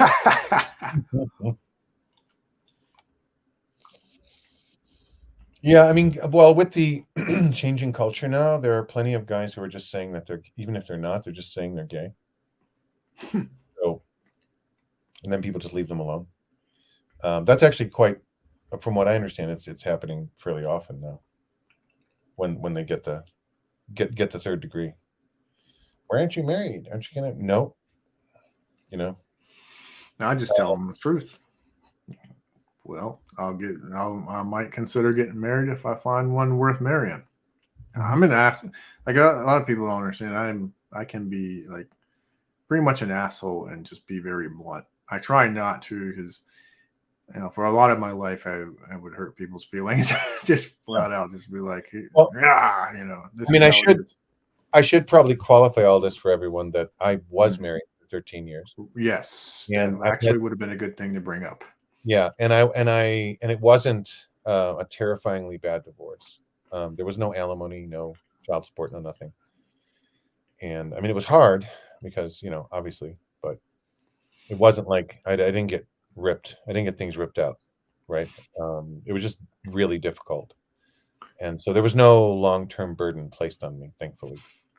The second thing is I've had 5, including my 15-year marriage. I've had 5 long-term relationships. And I'm currently in one, and I'm living with her right now. Right. She's the very first woman that has ever seemingly actually appreciated the things that I do. And in other words, she actually compliments me on my Aristotelian virtues. That has never happened to me before. Right. And she's not full of crap either. She's genuine, So, yeah, I kind of fell into this one. Now, there's not going to be any children or anything. We're both older. Right.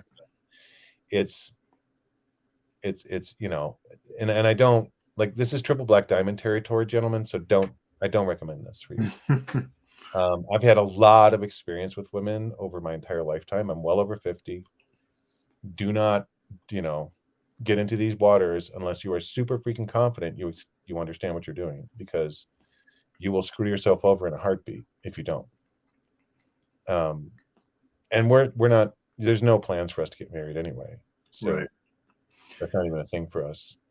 Well, I did say that I kind of want to do this stream for potentially younger audiences who have a lot of people screaming in their ear about what they need to be doing. I mean, so you got the different factions, the black pillars, right. The red pillars. Oh, the black pillars are just a bunch of fucking neckbeards that don't want to get off their ass and do anything to improve themselves, whether physically, intellectually, personality-wise, etc. And they just rather sit there fucking crying salty tears in their fucking cheese puffs, while playing Call of Duty. And here's the thing. what Tim said. I don't want to get in a relationship. I don't even want to. You know why? Because what are my options? Like some 50-something-year-old trash bag that has like a semi trailer truck worth of issues, debts, and and just misery. And I mean, one guy said, I don't want to build a fun ship, meaning I don't want to hack through a woman's personal bullshit, her traumas, and all that other crap, just to have someone I can have fun with. And I'm the same way. I mean, what are my options? I'm too old for younger women. I'm not, I don't want to date some 20 something. That wouldn't work out. I mean, I wouldn't want to, I don't want to date someone in my age group because they've been ran through. They've been ran through the mill. They're messed up in their head and they're absolutely insufferable. So I'm happier just being by myself. Yeah, well, that's my thing. Whatever makes you happy. I'm not And you trying to shouldn't tell be- anyone how to live. Yeah, the main thing too. I mean, if I was going to give advice to a young man right now, it would be something like, it would depend on who he was, right? But Yeah. generally speaking, just do two things. Don't get involved too deeply in romantic relationships until you're over 35. I mean, maybe try them on for size. Made that mistake. Right. Maybe try them on lightly, but until you're around 33, 35, don't even consider it. Number two, make sure you enjoy what you're doing. Don't sacrifice everything for the future. I will tell you, I sacrificed a lot, but I could have sacrificed more for the future. And I don't regret it. I've had unbelievably interesting experiences in my lifetime, and I don't regret that. I don't have 20 million put aside. I'm okay. I could have been independent. I probably would have been independently wealthy had I sacrificed everything for wealth. But I decided instead to focus on experience, and I didn't regret it. So, always remember, if you're not enjoying what you're doing right now, if everything is for the future, it may never come. You have to have some enjoyment now. It's really important. Otherwise, you'll, not just as a matter of like, why else are you here, right? Yeah. Like you should be, if you're sacrificing for the future, it shouldn't all be crap. It shouldn't all be just being dragged over coals. You should at least have some enjoyment in your life every day. Even if it's just, a hobby or a friend group or an activity, doesn't matter. Make sure you're enjoying your life as best you can, even while sacrificing. But yeah, do not get serious with a woman until you're over 33 to 35. And that's really, really good advice right there. Yeah. Well, I'd say, build yourself up, I mean, find something you like to do and do it and build yourself up professionally, personally. And yeah, and the thing you said about hobbies, it's important for men to have hobbies. And I've been thinking about doing a video about this, but women hate men. Women don't want men to have hobbies. Yeah, women absolutely, unless that hobby is something that could be useful to said women, then the caveat is it will cease to become a hobby. It'll become work, and you'll end up being miserable. Broccoli said, "Drink more Ovaltine. That'll do the trick." Yeah, definitely. I don't know about all that, but So we're heading towards the 2-hour mark. I might open up the panel, but before we get to that, do you guys have any last things you want to bring up about the tradcon problem that we haven't covered yet? Is there anything you feel like we missed? I just want to restate something. They keep trying to say that schmigtow and feminism are the same.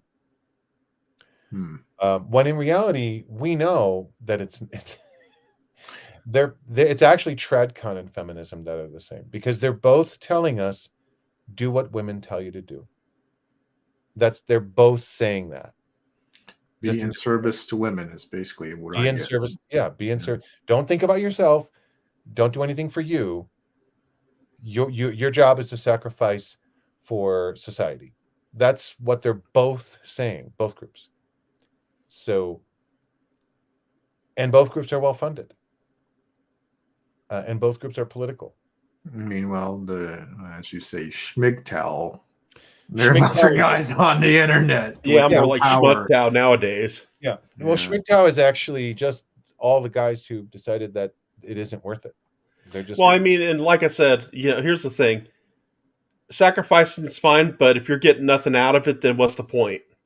yeah. I mean, it can't be. There's no such thing as a one sided game, because after a while, if you're playing a one-sided game where you never win because the deck stacked against you or the game is rigged, then you just stop playing the game. Precisely. Yeah, the game is over. That's what it comes down to, and no amount of cultural pressure or shame and blame is going to stop it. And I tell these young guys, don't fall for guilt trips or shame and blame tactics. Because I grew up in Dysfunction Junction, and I tell a certain person that when it comes to people trying to guilt trip me, I went pro a long time ago, and it doesn't work. And but a lot of these young guys, they don't know any better, and it's just like, don't follow your gut. Don't listen to the feminists or the trad cucks, because they have like skin in your game, which doesn't make any sense. And they think if men just got married, that would fix society's problems. No, it wouldn't. The problems run much deeper than that. But don't fall for the shame and blame, and you won't have a legacy, because you know what? Here's the thing: most vasectomies can be reversed, and it's good for young men, especially if they're playing the field. Yeah, get. Well, there's also, I don't know if you know this, but Vasal Gel is going to be prime time soon, so you guys can check that out. You won't need to get a vasectomy soon. You can just get the shot, and then it's not a hormonal shot. It's a physical, it's a physical substance that goes into your vas deferens that prevents things from being active. So you basically you clog up the plumbing. It's not exactly, yeah, sort of, yeah. You'd look into it, but it's this thing has been. People have been pushing against it, but it's like you can't really, because it's so harmless. There's no drug. It's literally just a polymer with a bicarbonate salt, or not a bicarbonate, with a sodium salt involved that makes it ionic. So it's like there's no drug involved, so there's really no way to stop it. It's just medical trials, and so it's been being privately funded. I don't want anything injected in my body personally, but it's not a drug. It's a physical. Well, whether it's a drug or it's some substance, I don't want shit. If it don't belong there, that's your choice. That's your choice. That is my choice. That's what I was going to say. That's 100%. I'm just saying it's 100%. They say, and it's been shown to be 100% reversible, because it doesn't damage anything, and it literally, the polymer dissolves as soon as it comes in contact with a weak solution of sodium bicarbonate. It just dissolves and flushes out. So it's non.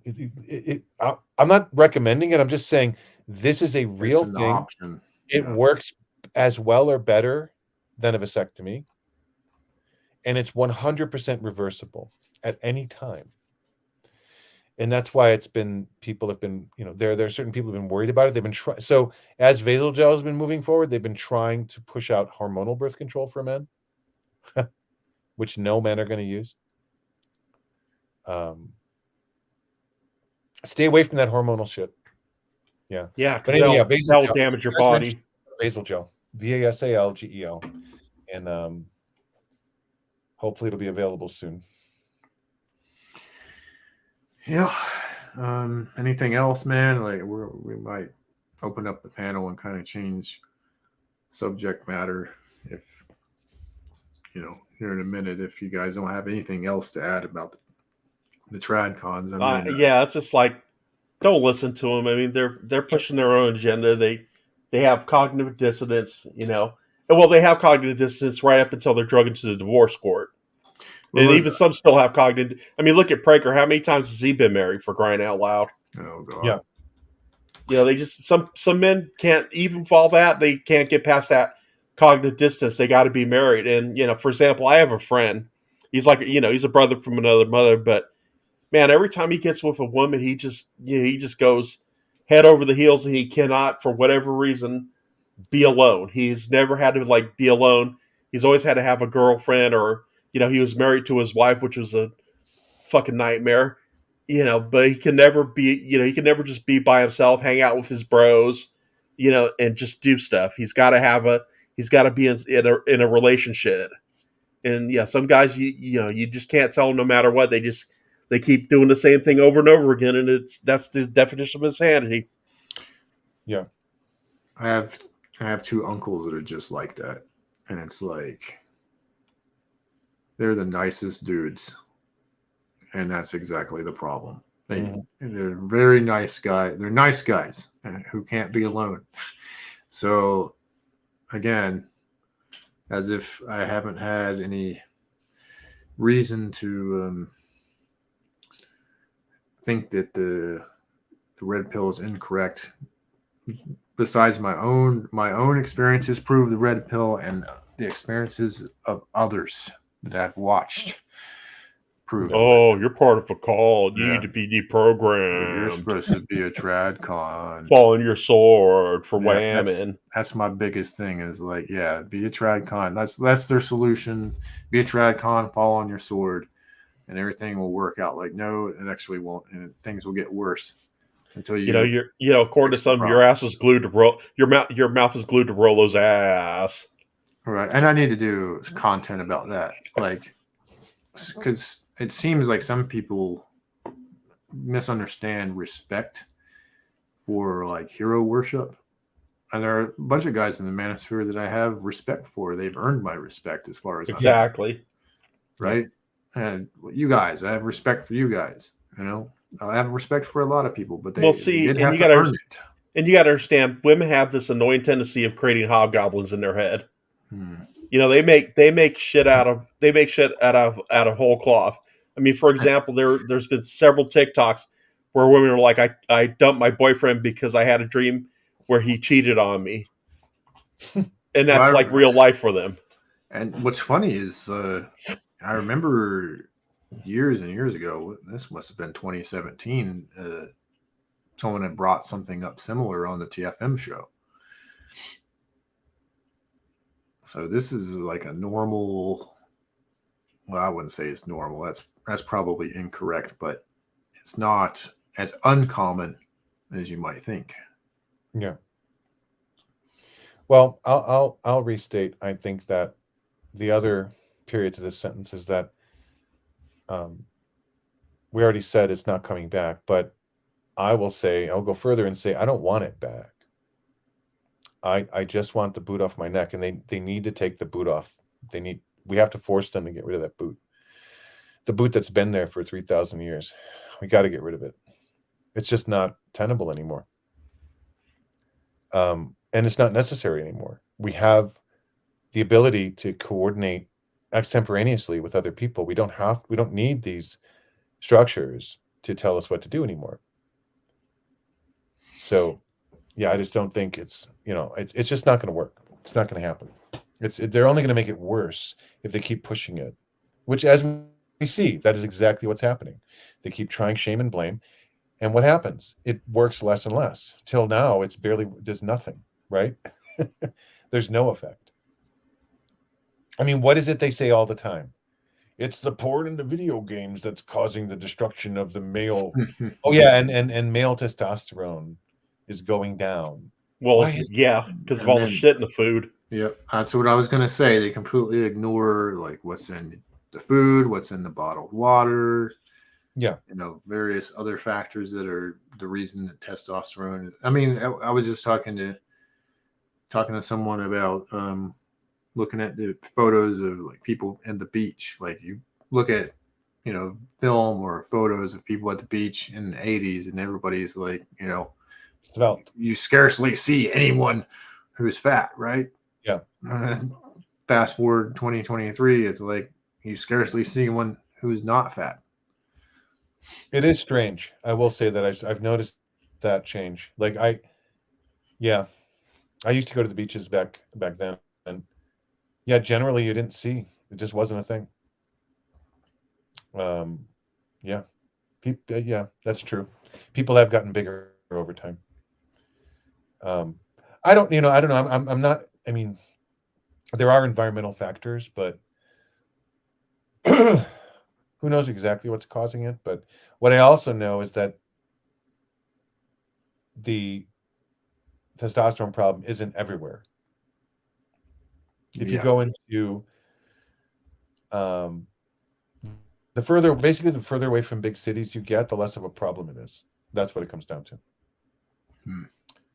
So it could be a combination of environmental factors and social factors that's causing it. I just don't know. I don't think anyone knows. But I think that it's almost irrelevant because, again, a lot of the problems we're having are stemming from the boot that's been on our neck for 2,000 years. If we can just get rid of that boot and let people solve their own problems, whatever the real solution is, which we don't yet know, will manifest and become the dominant form. That's what I think.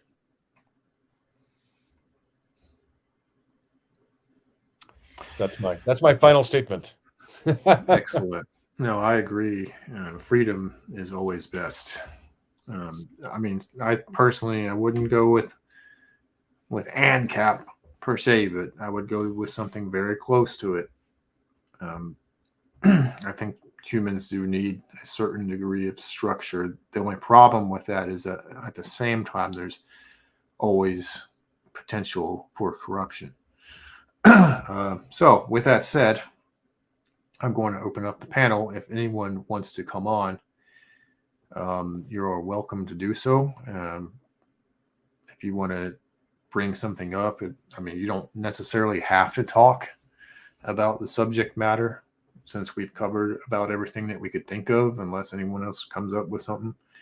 But the only thing I will ask is if you want to come on, you need to identify yourself, as I'm not letting some weirdo on here. All right, so there is the StreamYard link if you would like to be a part of the show.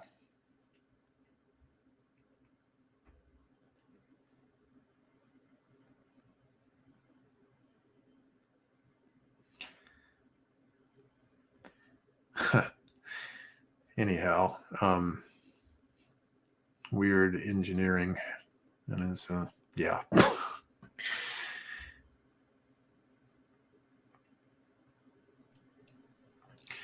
Yeah, I have not been paying a whole lot of people ask me like what's going on in the manosphere. Like I don't really know. Like maybe I check Twitter and I see, I just browse through it real quick. If something interesting pops up, then I'll read on. If not, uh,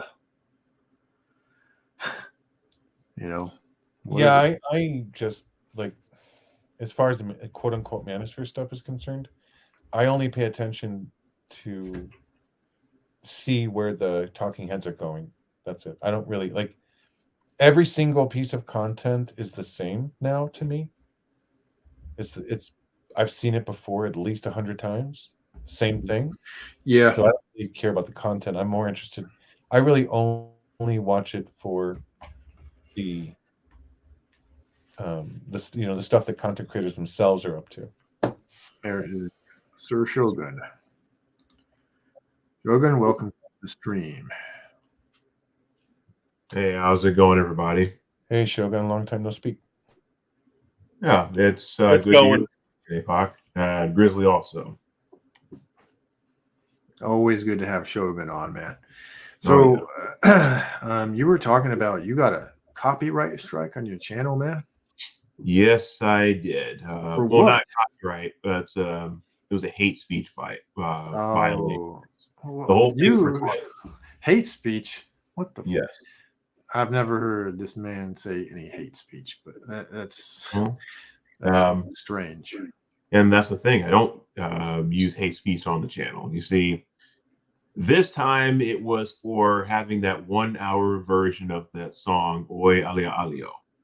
It was one of those Yugoslavian war songs from the Serbian side, basically a diss track against Alija, who was the leader of Bosnia at the time. And they were, and somebody, I don't know whether it got reported or what, but someone got their panties in a wad and listed it as hate speech because, you know, Srebrenica massacre because the Serbs, they killed so many people, when it was a three-way massacre between three countries. Well, how about, Well- motherfucking the Young Turks, taking on their name? Nobody has a problem with that. Right. Well, I mean, and I find that odd because pretty much every word that comes out of my mouth would be considered hate speech. Well, Yeah. right. It kind of, it kind of makes me want to do a free, a non-monetized audio version of Mein Kampf. What? And do it on YouTube and see what happens. Like the Das Kapital, all the big foundational texts of the various large-scale political movements, and just do those and see what happens. See which one gets flagged. I think you'd find out. I think you'd find out real quick. Commie stuff would probably be allowed, and anything else, probably not. Well, except for the part in, the Communist Manifesto where he gets all racist and anti-Semitic. Yeah, except for that part. Except for that part. They like to pretend that doesn't exist, though. Oh yeah, no. That's we don't agree with that. No. Well, wait a minute. If he was so anti-Semitic, then I'm gonna probably be going into taboo territory. If he was so anti-Semitic, then why were so many Jews communist? I'm just saying, if you look at history, it's out there. You could do a Google search and you can find it right out. The Frankfurt School. At the time, communism had come out of a lot of different movements. So there was actual anarcho-communism, which was the first kind. And it all just kind of proceeded from there, sort of like an extension of the French Revolution over time. Marxism didn't happen until his material didn't actually become relevant until the early part of the 20th century. And so essentially, that's why, because that influenced Lenin and obviously everyone else. A lot of communists back then weren't Marxists, if that makes sense. They were just communists. They were like labor first communists.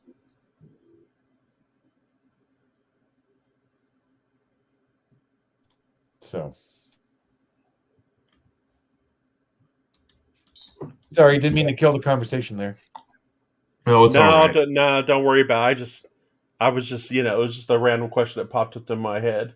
And, because, like I said, I'm a bit of a history nerd myself. Yeah, nothing wrong with that. And, the more you know about history, the less you are likely to repeat it. The bad side of it, that is.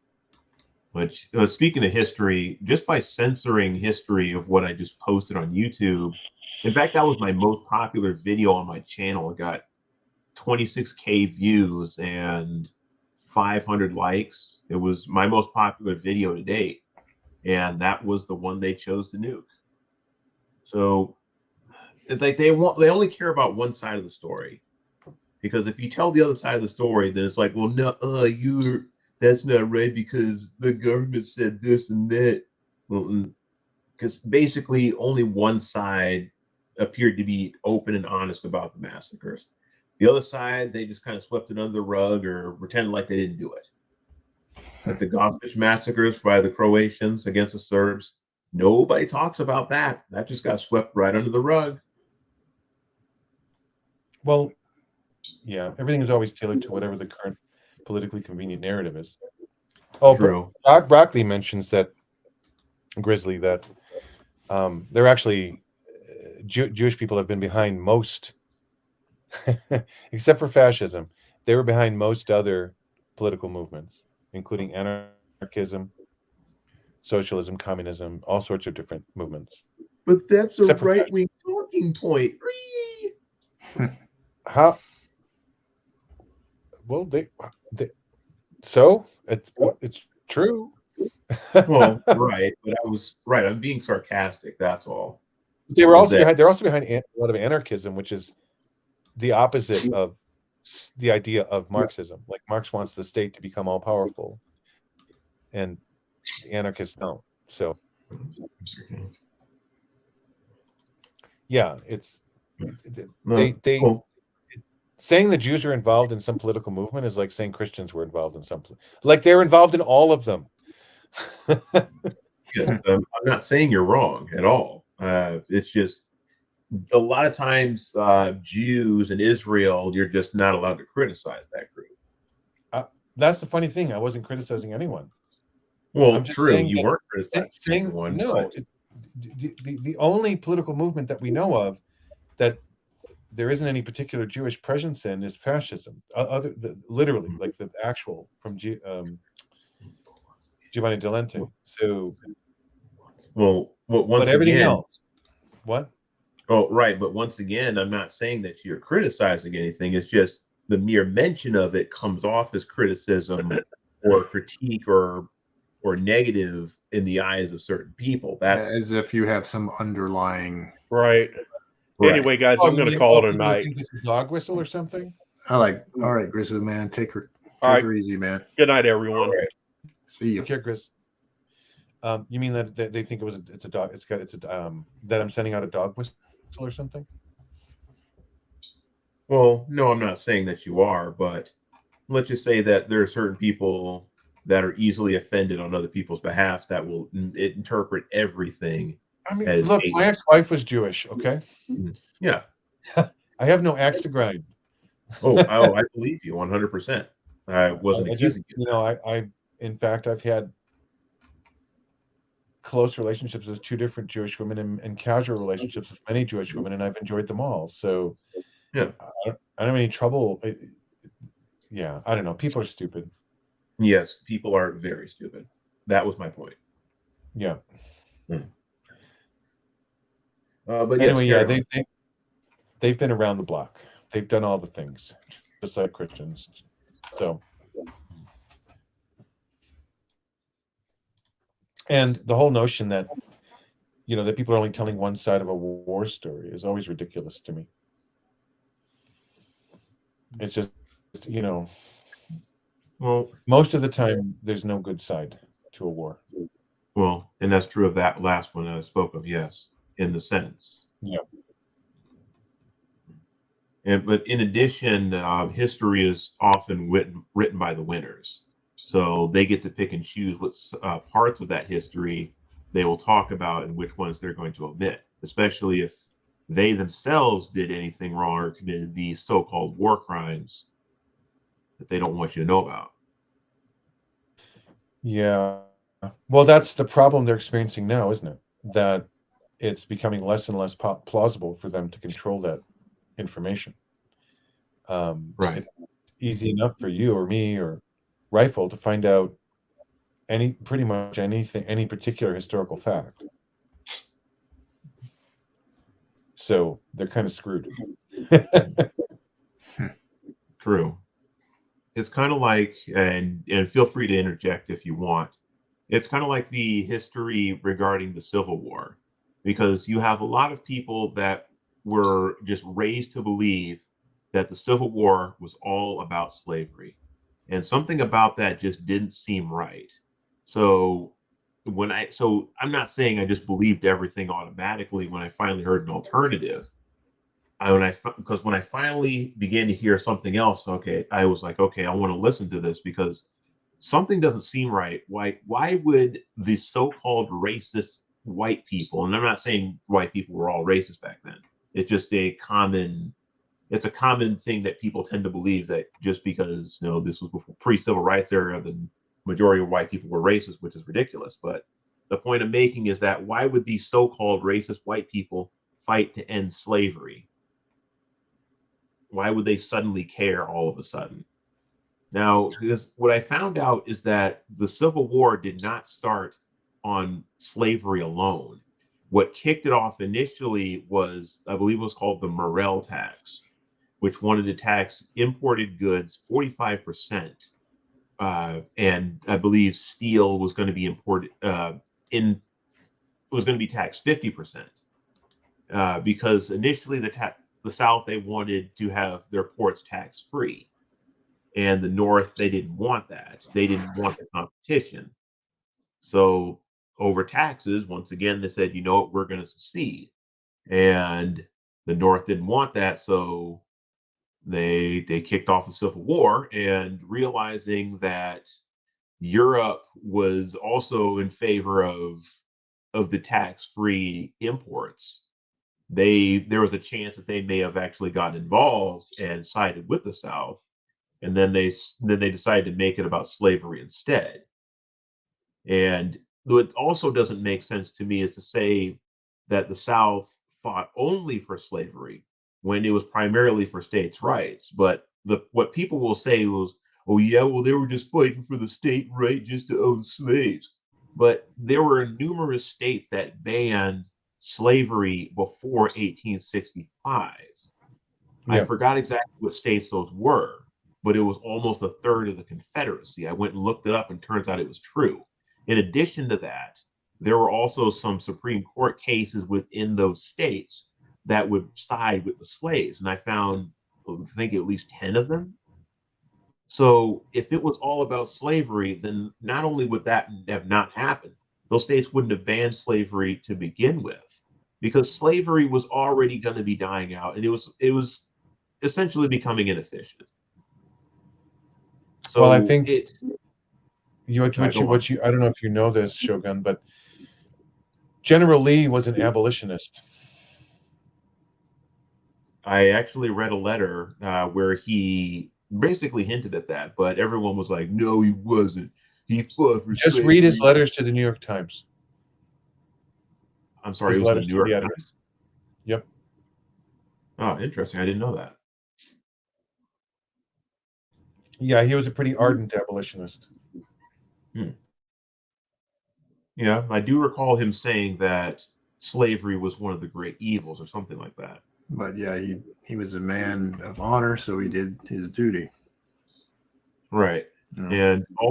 And also, you will find, if you look hard enough, there are videos of soldiers from night that were Civil War veterans that managed to live to the 40s, and they were talking about what they actually fought for, and they will say that it wasn't about slavery, it was about states' rights.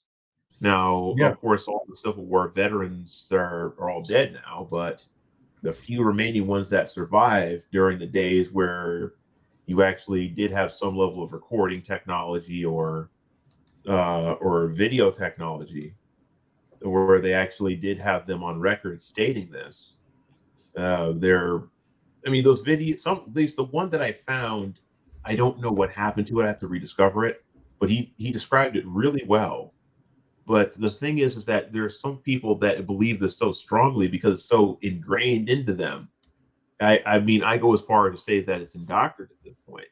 That no matter what you show them, you show them the letters, you show them the soldiers where it comes out of their own mouth. It's not an AI deep fake, because this has been around before the AI deep fake was even a thing, and they still won't believe it. And they'll call me a race traitor or an Uncle Tom for saying it. But at this point, I will just, it's like, you can call me whatever you like, because I'll just do my patented Uncle Ruckus voice and say, yeah, I'm right. It's just my way of ending it. That's a funny way of ending it. Yeah. The point is, George Carlin was right. If you listen to any official source of anything, as George Carlin put it, it's all bullshit and it's bad for you. Yes. There's probably at least one, if not 5 or 6 more truths hidden underneath that they don't want you to know. And you should question any official narrative about anything, especially they're trying to put emotional content behind it. And I They 100% love agree that.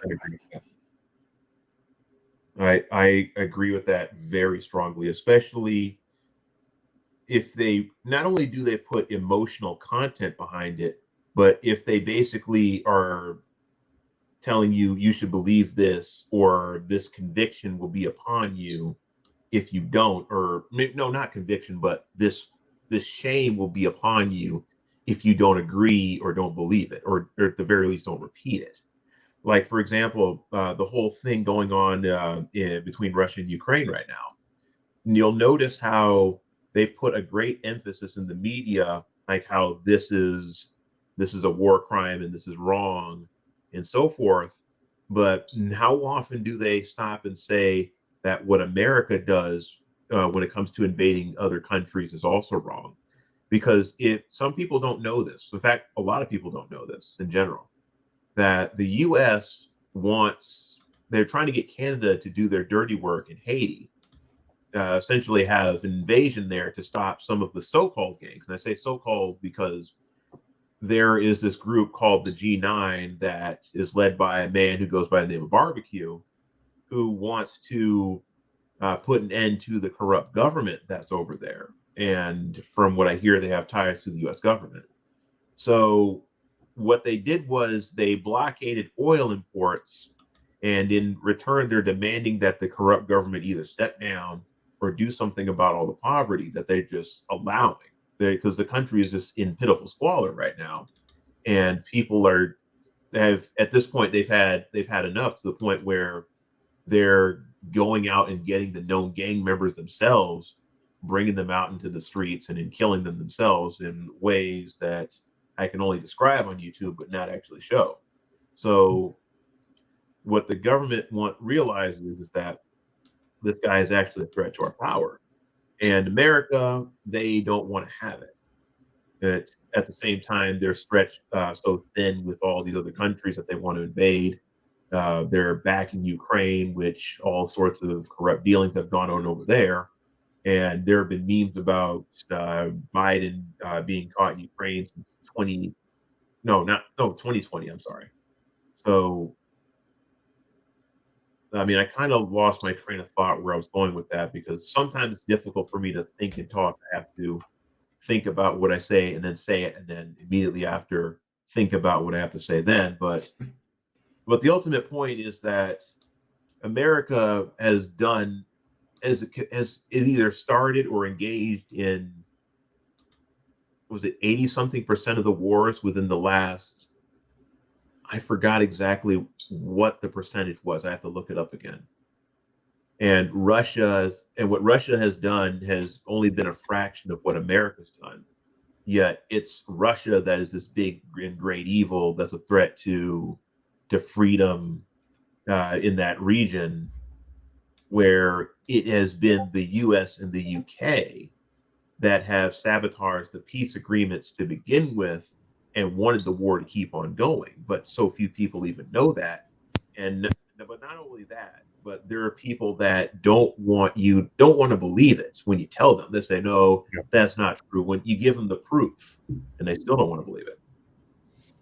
These people are just kind of too far gone, I think. As far as America's position in the world goes, I would say, when one is used to having privilege, equality feels like oppression. So I think since America is starting to fade in terms of its power on the global stage over time, which was inevitable because there was no evil empire anymore. Right. And people have their own interests they want to attend to. As America becomes less privileged, then they're just going to amp up the rhetoric because they don't want to lose their power. The people in the driver's seat don't want to lose their power. I think it would be healthier for America to depower just a bit. But yeah, well, I would say more than just a bit, but Yeah. I do agree. Yeah, it's ridiculous. Yeah, no, I mean, this could be an entire show of its own. Right. Yeah. I mean, you know, Although, yeah. I'm sorry. Go on. I didn't mean to cut No, you I mean, off. because this whole show is about tradcons, and like a lot of tradcons pull their patriot card on you too. Oh, you don't love your country, blah blah blah. Well, I just yeah, I I, don't that's I understand. love the U.S. I love oh it, yeah, but as do I. Oh, I love the people. we don't need I to love be the people. doing some of the stuff. Our country or government in particular doesn't need to be doing some of the things that they're doing. And by the way, what's up, Templar? Also known as Green Ghost. Good to see you as always. Yeah, it's Yeah. all bullshit and it's bad for you. Exactly. But I'll tell you what's on the positive side of things. We've been getting a little dark. I mean, I guess this whole stream is kind of a negative stream, but I've been watching the Congress speak with the ATF director, and it has made me happy in my soul. Well, they've been dragging over the coals. They've been shredding that motherfucker. He looks like a deer in headlights. If you watch the good congressmen talk to him. So most of the Democrats are like treating him like he's a hero, but what they're particularly talking about is the pistol brace. I don't think you're familiar with it, Apoc, but since you got to go, I'll probably inform you about it later. Yeah, I do have to go. But I'll talk to you about that offline and keep you informed about it. But well, thank you for having me on. Appreciate it. Always good to have you, man. We'll have to do this again. I hope that the people. Yeah, no worries. No worries. I hope that the people who listen got something out of it. Me too. Yeah, well, I sure did, and once again, it's great to talk to you again. I know you've been a very busy man, and yeah, it's just a treat. I've been recovering from burnout, actually. I understand. I have my own level of burnout, and I just assumed that you had better things to do. Well, I mean, I do, but it's not. It's just I can't. When I say burnout, I mean I'm talking exponentially more than you might consider burnout. I see. Like serious soul-wrenching burnout that I had took, and then COVID happened. So yeah. So I'm only now, after all that, starting to really recover, which I'm pretty happy about. But it's only just not happening. So. Well, I think I can partially relate, but since I don't know your entire situation, I worked for 8 years, 80+ hours a week. Okay. And then had girlfriends and social things, and none of which panned out particularly well. Oh, I see. Because for me, it's like an entire year of unemployment in my sector, the burnout of constantly having to look for a job, contracting. I fortunately didn't have to work 80 hours a week or have to deal with exes and such. But one thing's for sure, the COOF didn't exactly help, and the Biden administration isn't helping. And it kind of sucks the joy out of living. It did. And now I'm developing a laissez-faire attitude towards it all. Yeah, same here. Which means, I do see hope. I do see positive things in the world, and I think it's important to point those things out. I think maybe that's what I've been trying to do with people is I'll point out a few things and then I'll try and point out the positives I see. Like I said earlier in this stream, I'm seeing the fact that they're squeezing too hard and the sand is running through their fingers. I mean, that number, 63% of dudes 18 to 29 are single. That's actually hopeful. I know that sounds like it's the opposite. But the more pressure happens as a result of that kind of non-compliance, the more likely it is that things will actually they'll be forced to change some things. Well, forgive me if I'm misinterpreting you, but 63%, although that is a huge number, and I see where you're getting at, but how much of that is willful uncompliance versus want to but can't comply? A lot of it's willful. Yeah, I know a chunk of it isn't, but a lot of it's willful. you don't get to 63% without it being willful, at least partially. Well, I definitely would agree with that, but then there's also the guys that just it seems well they say they can't, although they really don't like any of the choices there are within their vicinity.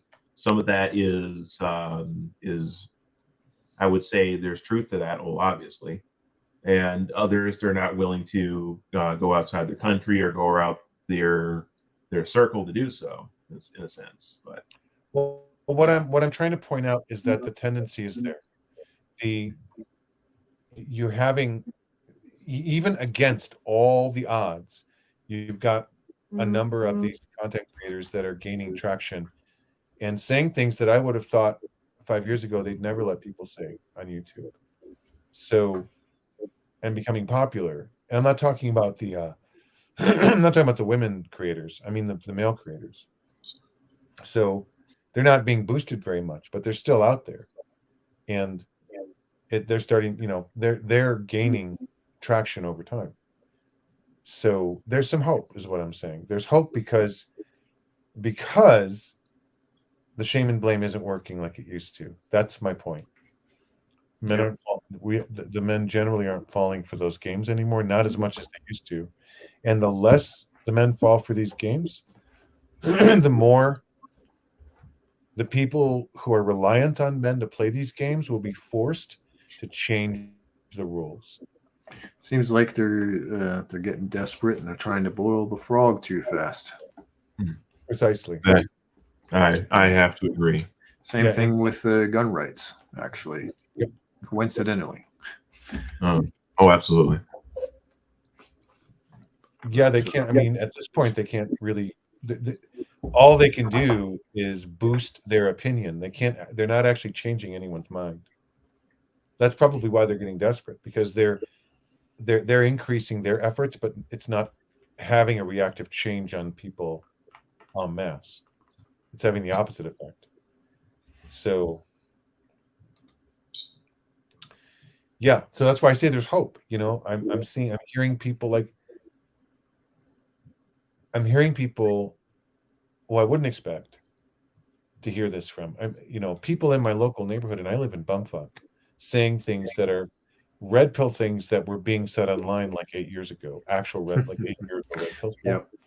Yep. The entry level stuff. I'm hearing people here, like physically where I am, say these things. So I'm saying there's movement in the right direction. That's what I'm saying, and that's why I'm hopeful. Right.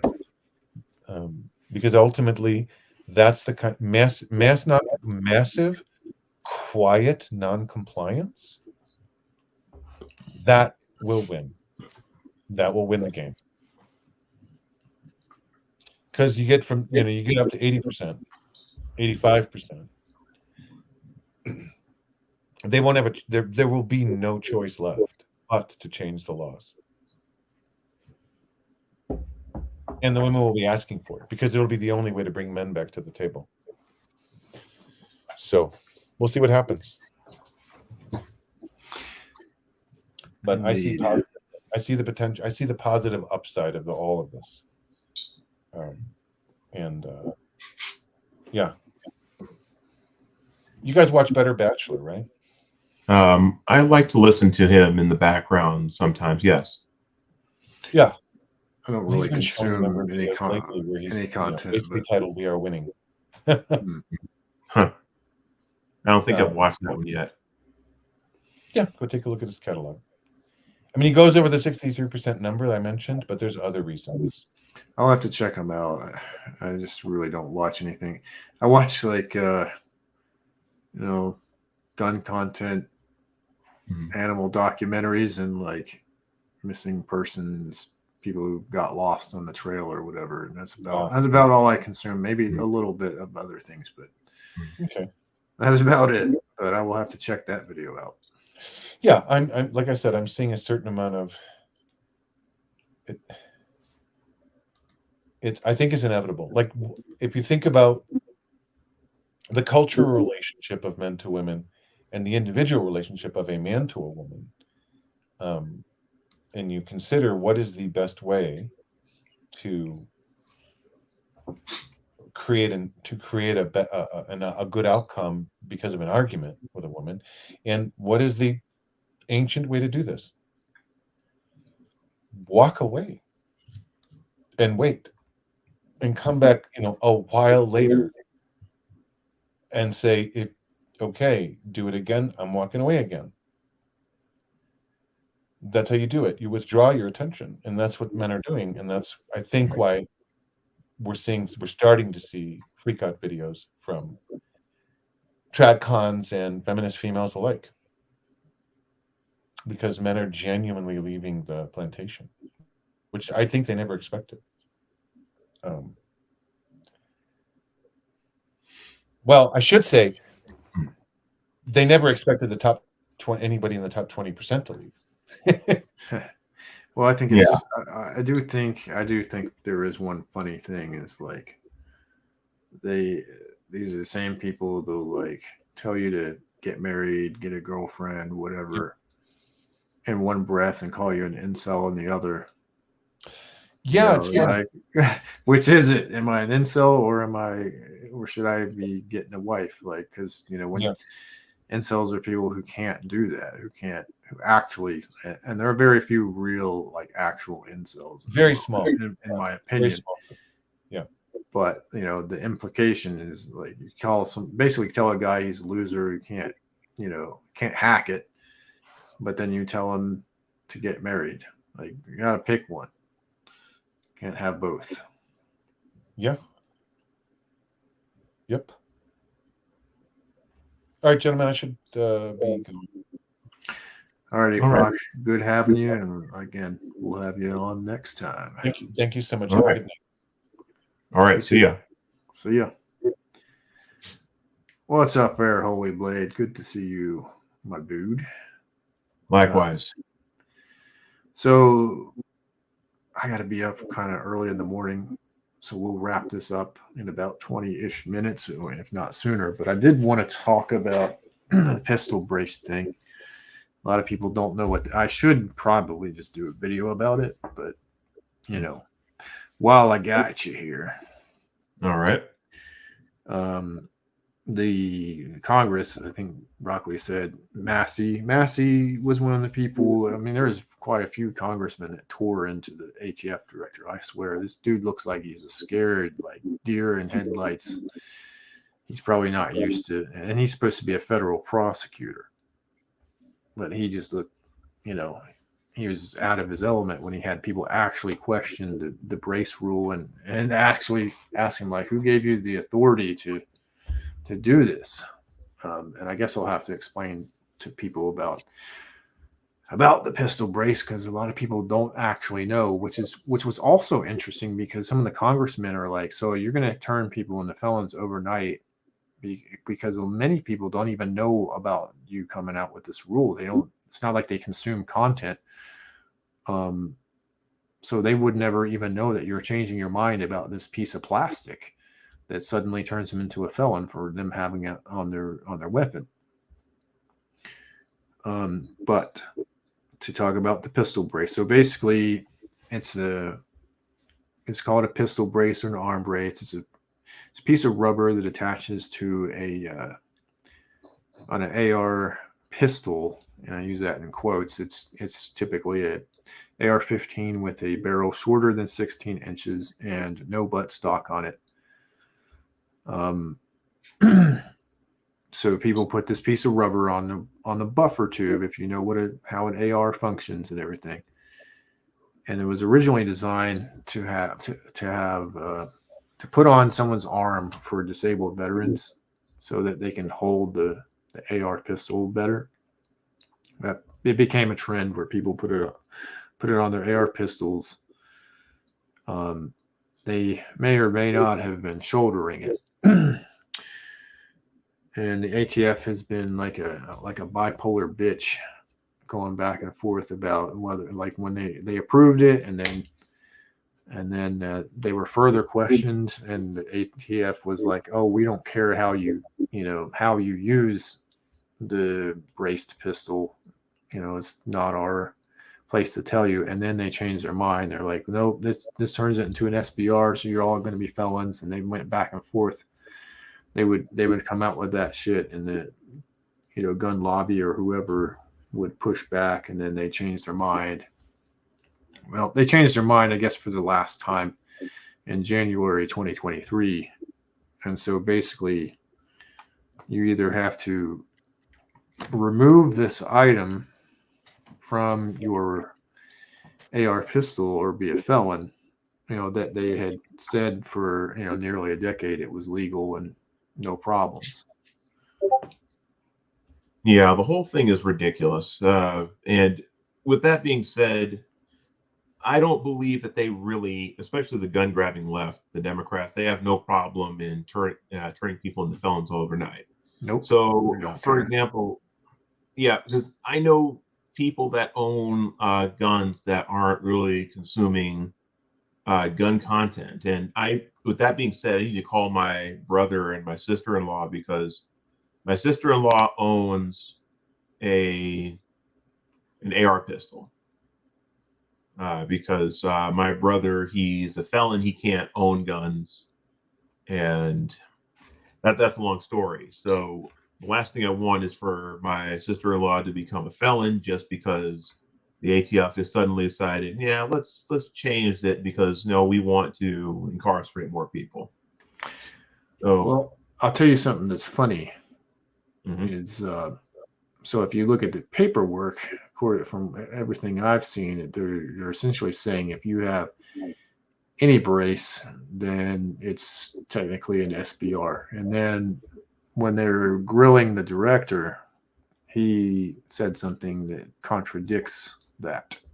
They came out with this like weird point system that I don't really quite understand, but it's talking about weight and length of pull and all this garbage.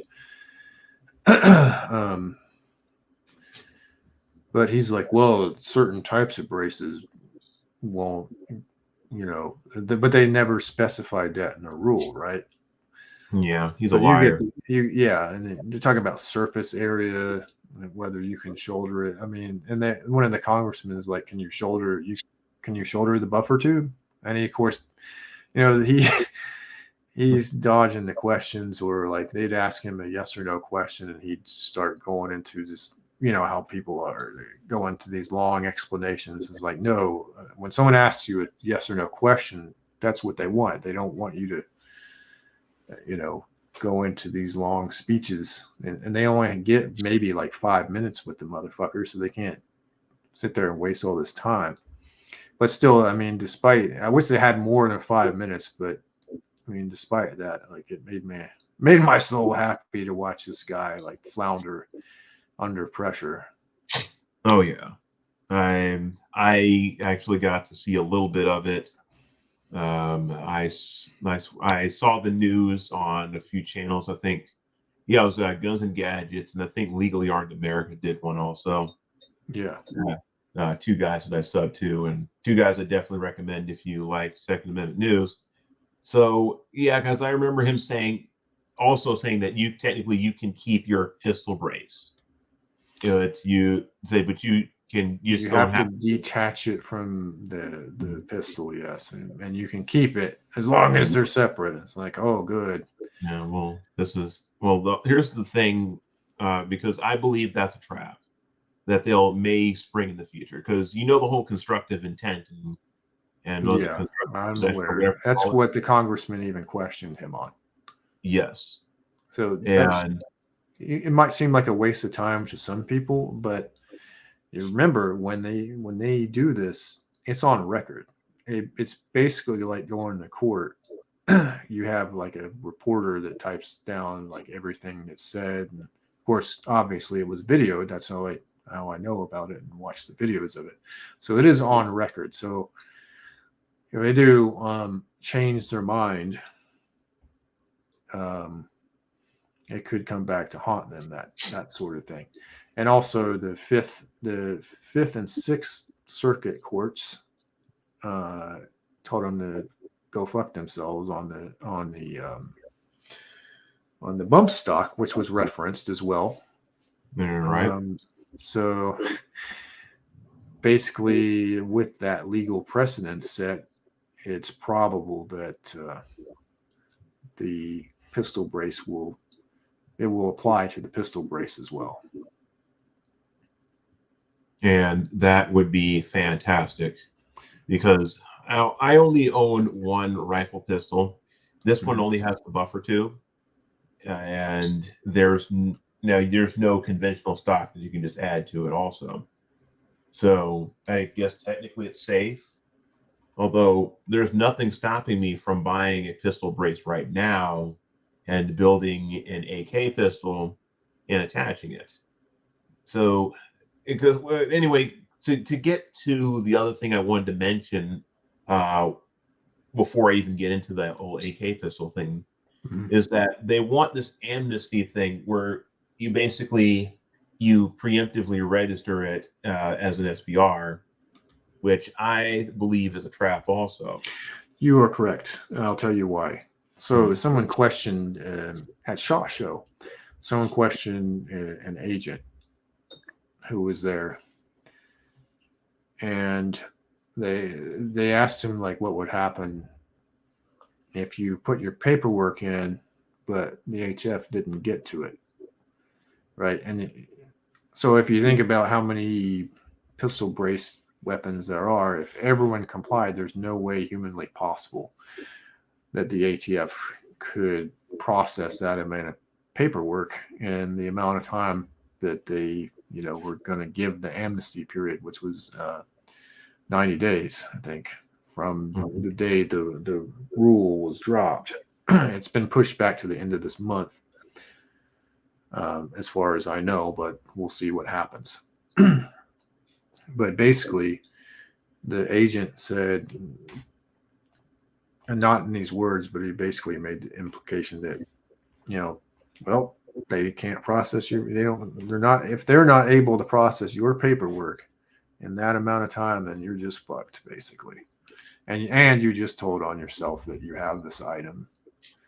Yeah, that's the main concern right there. Is that last part for me is that you basically told on yourself. Because, like, for example, I'm sure you've seen the story, and I don't remember exactly how it goes because I only listened to one video on it and then kind of moved on. Is that someone had a trigger? I think it was, I can't remember whether it was an AR or an AK, one of the two, and a piece broke off. Just a small piece had broke off into that trigger, and it caused the thing to fire automatically. And the ATF is now prosecuting him just for that. Well, no, they're going after specific triggers. They're like some forced reset triggers. I know that they're going after those people. And then there was the guy oh my God, I should tell you guys about this. So there's a guy, well, two guys. So they put out this piece of aluminum.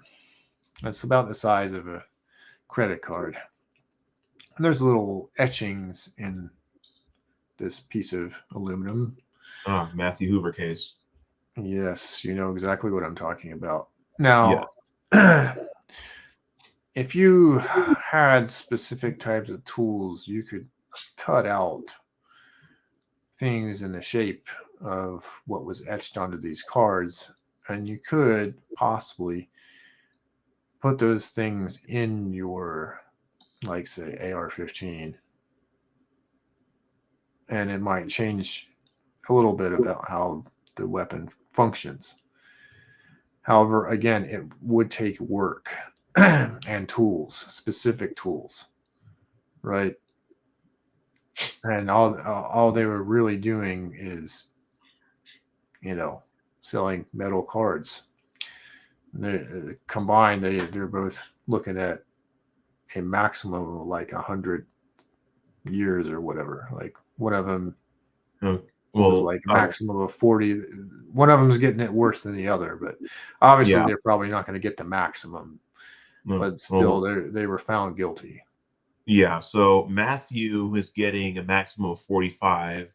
I believe initially it was a maximum of 64. and the other guy, whose name I forgot, is getting a maximum of 115. Well, one of them's the YouTuber is getting less time. The guy who actually invented it and marketed it and did all that stuff is getting, he's looking at a possible maximum of like 100 fucking years. Yeah, the whole thing's ridiculous because It's absurd. for starters, for starters, if you actually take that key card and actually use the design for the alleged auto sear conversion thingy, okay, they tried it and it didn't work. They could not get that thing to fire fully automatic with that design. Well, also apparently the statutes say readily convertible. Now, if it takes you time and effort with tools and you got to do all this work, that's not exactly like readily available. It's not like some thing that you just drop in and then bam, it's converted. It's not how it works. Right. And it was Guns and Gadgets that covered this. I need to find it. I'll put the link in the chat for anyone who wants to learn about this for themselves. Also, it's a pretty solid channel too. But before it slips my mind, there's another aspect to the pistol brace thing and you telling on yourself. You're also putting yourself in a registry, which is another bad idea.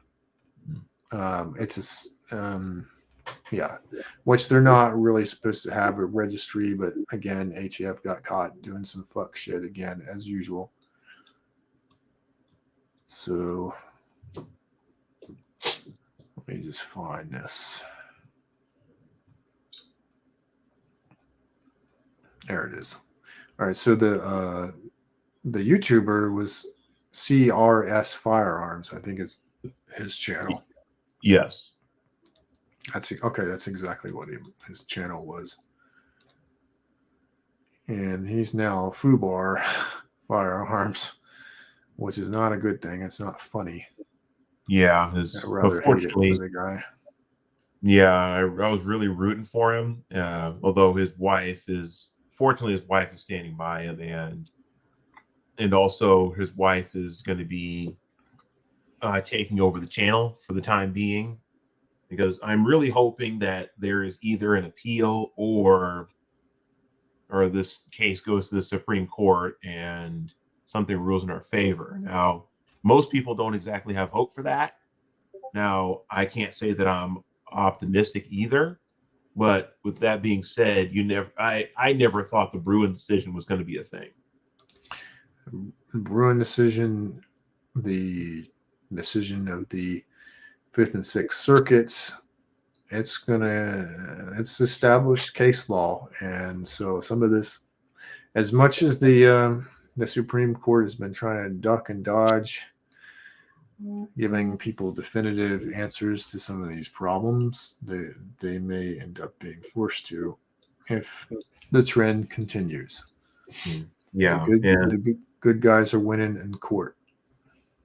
Yeah, I hope it continues because if you look at a state like Oregon, where they realizing that they could not get any of this stuff passed through the usual legislative process, they decided to make a ballot measure to say, oh, well, the people wanted it and the majority wanted it, so therefore it's law. Then a judge almost swiftly struck that thing down, and it's been halted, and there is an injunction on it, and it's going to last the very least until December. So if that thing gets completely destroyed, which hoping it does, then, because a lot of people don't realize this, but even though Oregon is a blue state, with the exception of one law, and that being the ban on private party sales, Oregon's gun laws are better than Florida's, because in Florida you can't. I think the open carry law is changing, I think they're trying to get constitutional carry. Yes. Because as of now, you can't do that in Florida. You can't own incendiary ammo. You can't have binary triggers, 3-day waiting periods, and I think there was something else that I can't recall. But Oregon does not have those, and people don't realize it. But as far as blue states go, Oregon is definitely among the best, next to New Mexico.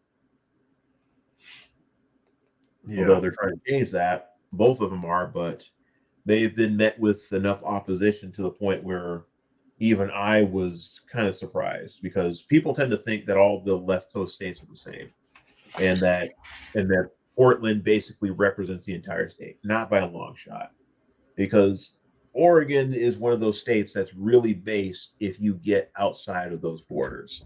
I mean, we managed to flip Salem red, which was kind of unprecedented. Salem was blue for the longest time. Of course, we still have problems with Eugene being red. I mean, being blue, but everywhere else is either red or deep red, and it's basically Texas meets Idaho out there. I think it's fantastic. Well, good, dude. Speaking of which, I saw a headline. I think Gun Owners of America, was it them or someone else was talking about? So the state of North Carolina was going to get a constitutional carry, but it was alleged that the NRA ruined that. So I heard yeah, about that. yet another reason not to support the NRA. Yeah, I don't know the details about that, but I saw that as part of the headline in the video. I just didn't get a chance to watch it yet. Yeah, I hadn't seen it yet. I did see it, the headline again, but it sounds like the emphasis is it sounds so asinine. They're like, well, constitutional carry, but training will be required. So there's not really much of a difference, other than you don't have to pay money, right? Constitutional carry, for those who don't know, just means if you're allowed to legally carry a firearm, you can concealed carry. No, Yep. there's not a training requirement or a licensing requirement, no background check. I mean, now if you're carrying a gun, like if you're a felon who can't own a gun, you're carrying, well, then what you're doing is against the law, naturally. Yeah, Holy Blade, I would recommend, Gun Owners of America. They're what the NRA is supposed to be, and they will probably overtake the NRA. And these motherfuckers actually fight shit.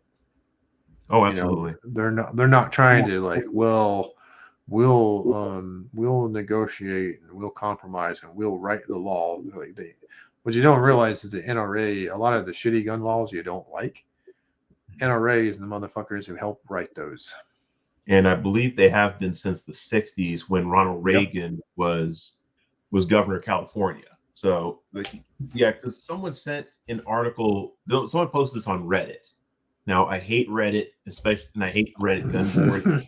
They tend to be full of a bunch of buds, but that's a long story that maybe I'll explain later, because I don't know how long you're going to be here. But this article was explaining how there are these Black Panthers that wanted the same gun rights as everybody else, or something like that. I have to find the article again because I only got to skim through. I didn't get to read through all of it. But it was actually pretty interesting how the NRA and Ronald Reagan were working together to institute more gun control. And they've been at this for so long, to the point where it just seems like the NRA has been controlled opposition, or at least had controlled opposition, whether it was just all the way through or off and on since the 60s. So honestly, I actually don't mind that the left are just fixated on the NRA, because I view them as controlled opposition either way. So as long as they're not paying attention to Gun Owners of America or Firearm Policy Coalition, aka FPC, and other gun rights advocacy groups, the ones that are actually getting the work done, I would say, you know what, go ahead and attack the NRA all you want, because they're just obsessed with the NRA being this, just being this giant golem, essentially, of the pro-gun lobbyists, as they like to put Right. it. Yeah, they're a good red herring. Yeah, that's the term I'm looking for, red herring.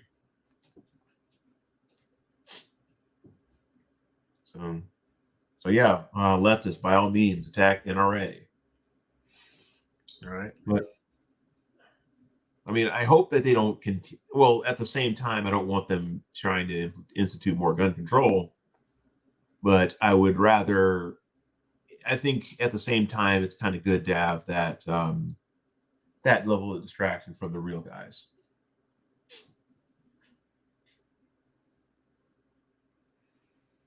Let's see what we got here. So we've hit the 3-hour mark.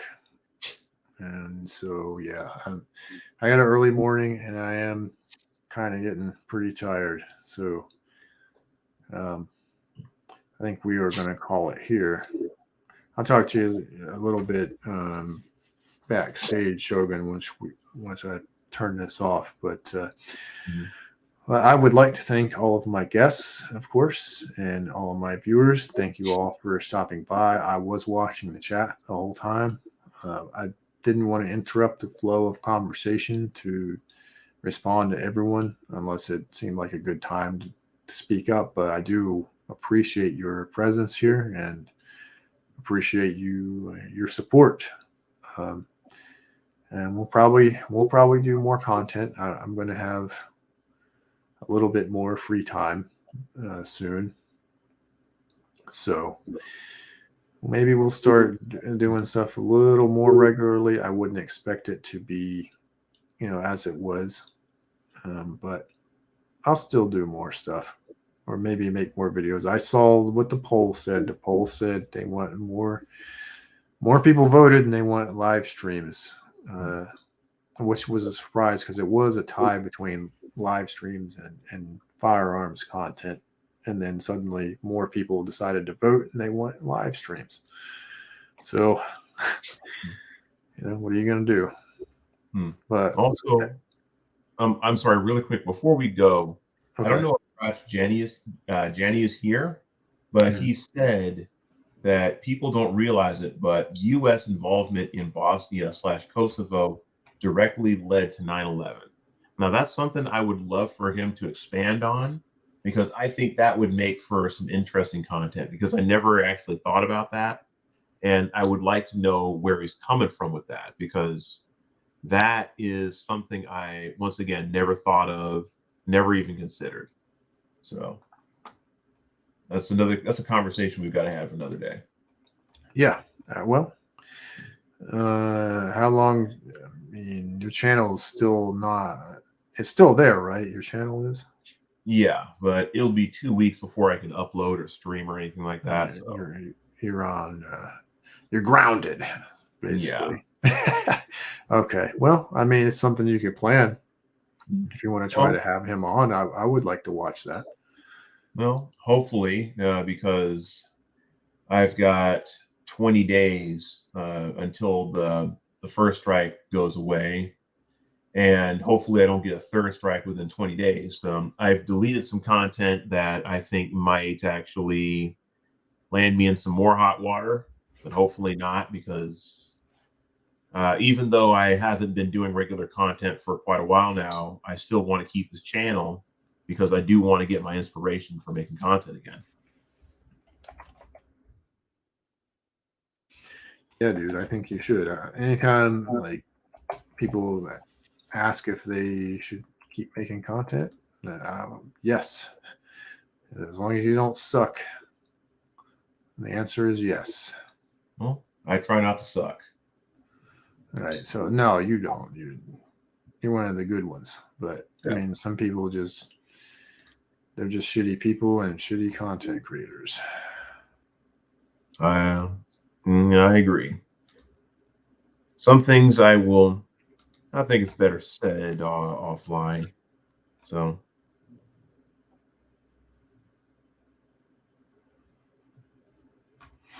All right. Well, with that said, again, thank you all for being here, and we will see you in the next one. all right. Well, thanks for having me on.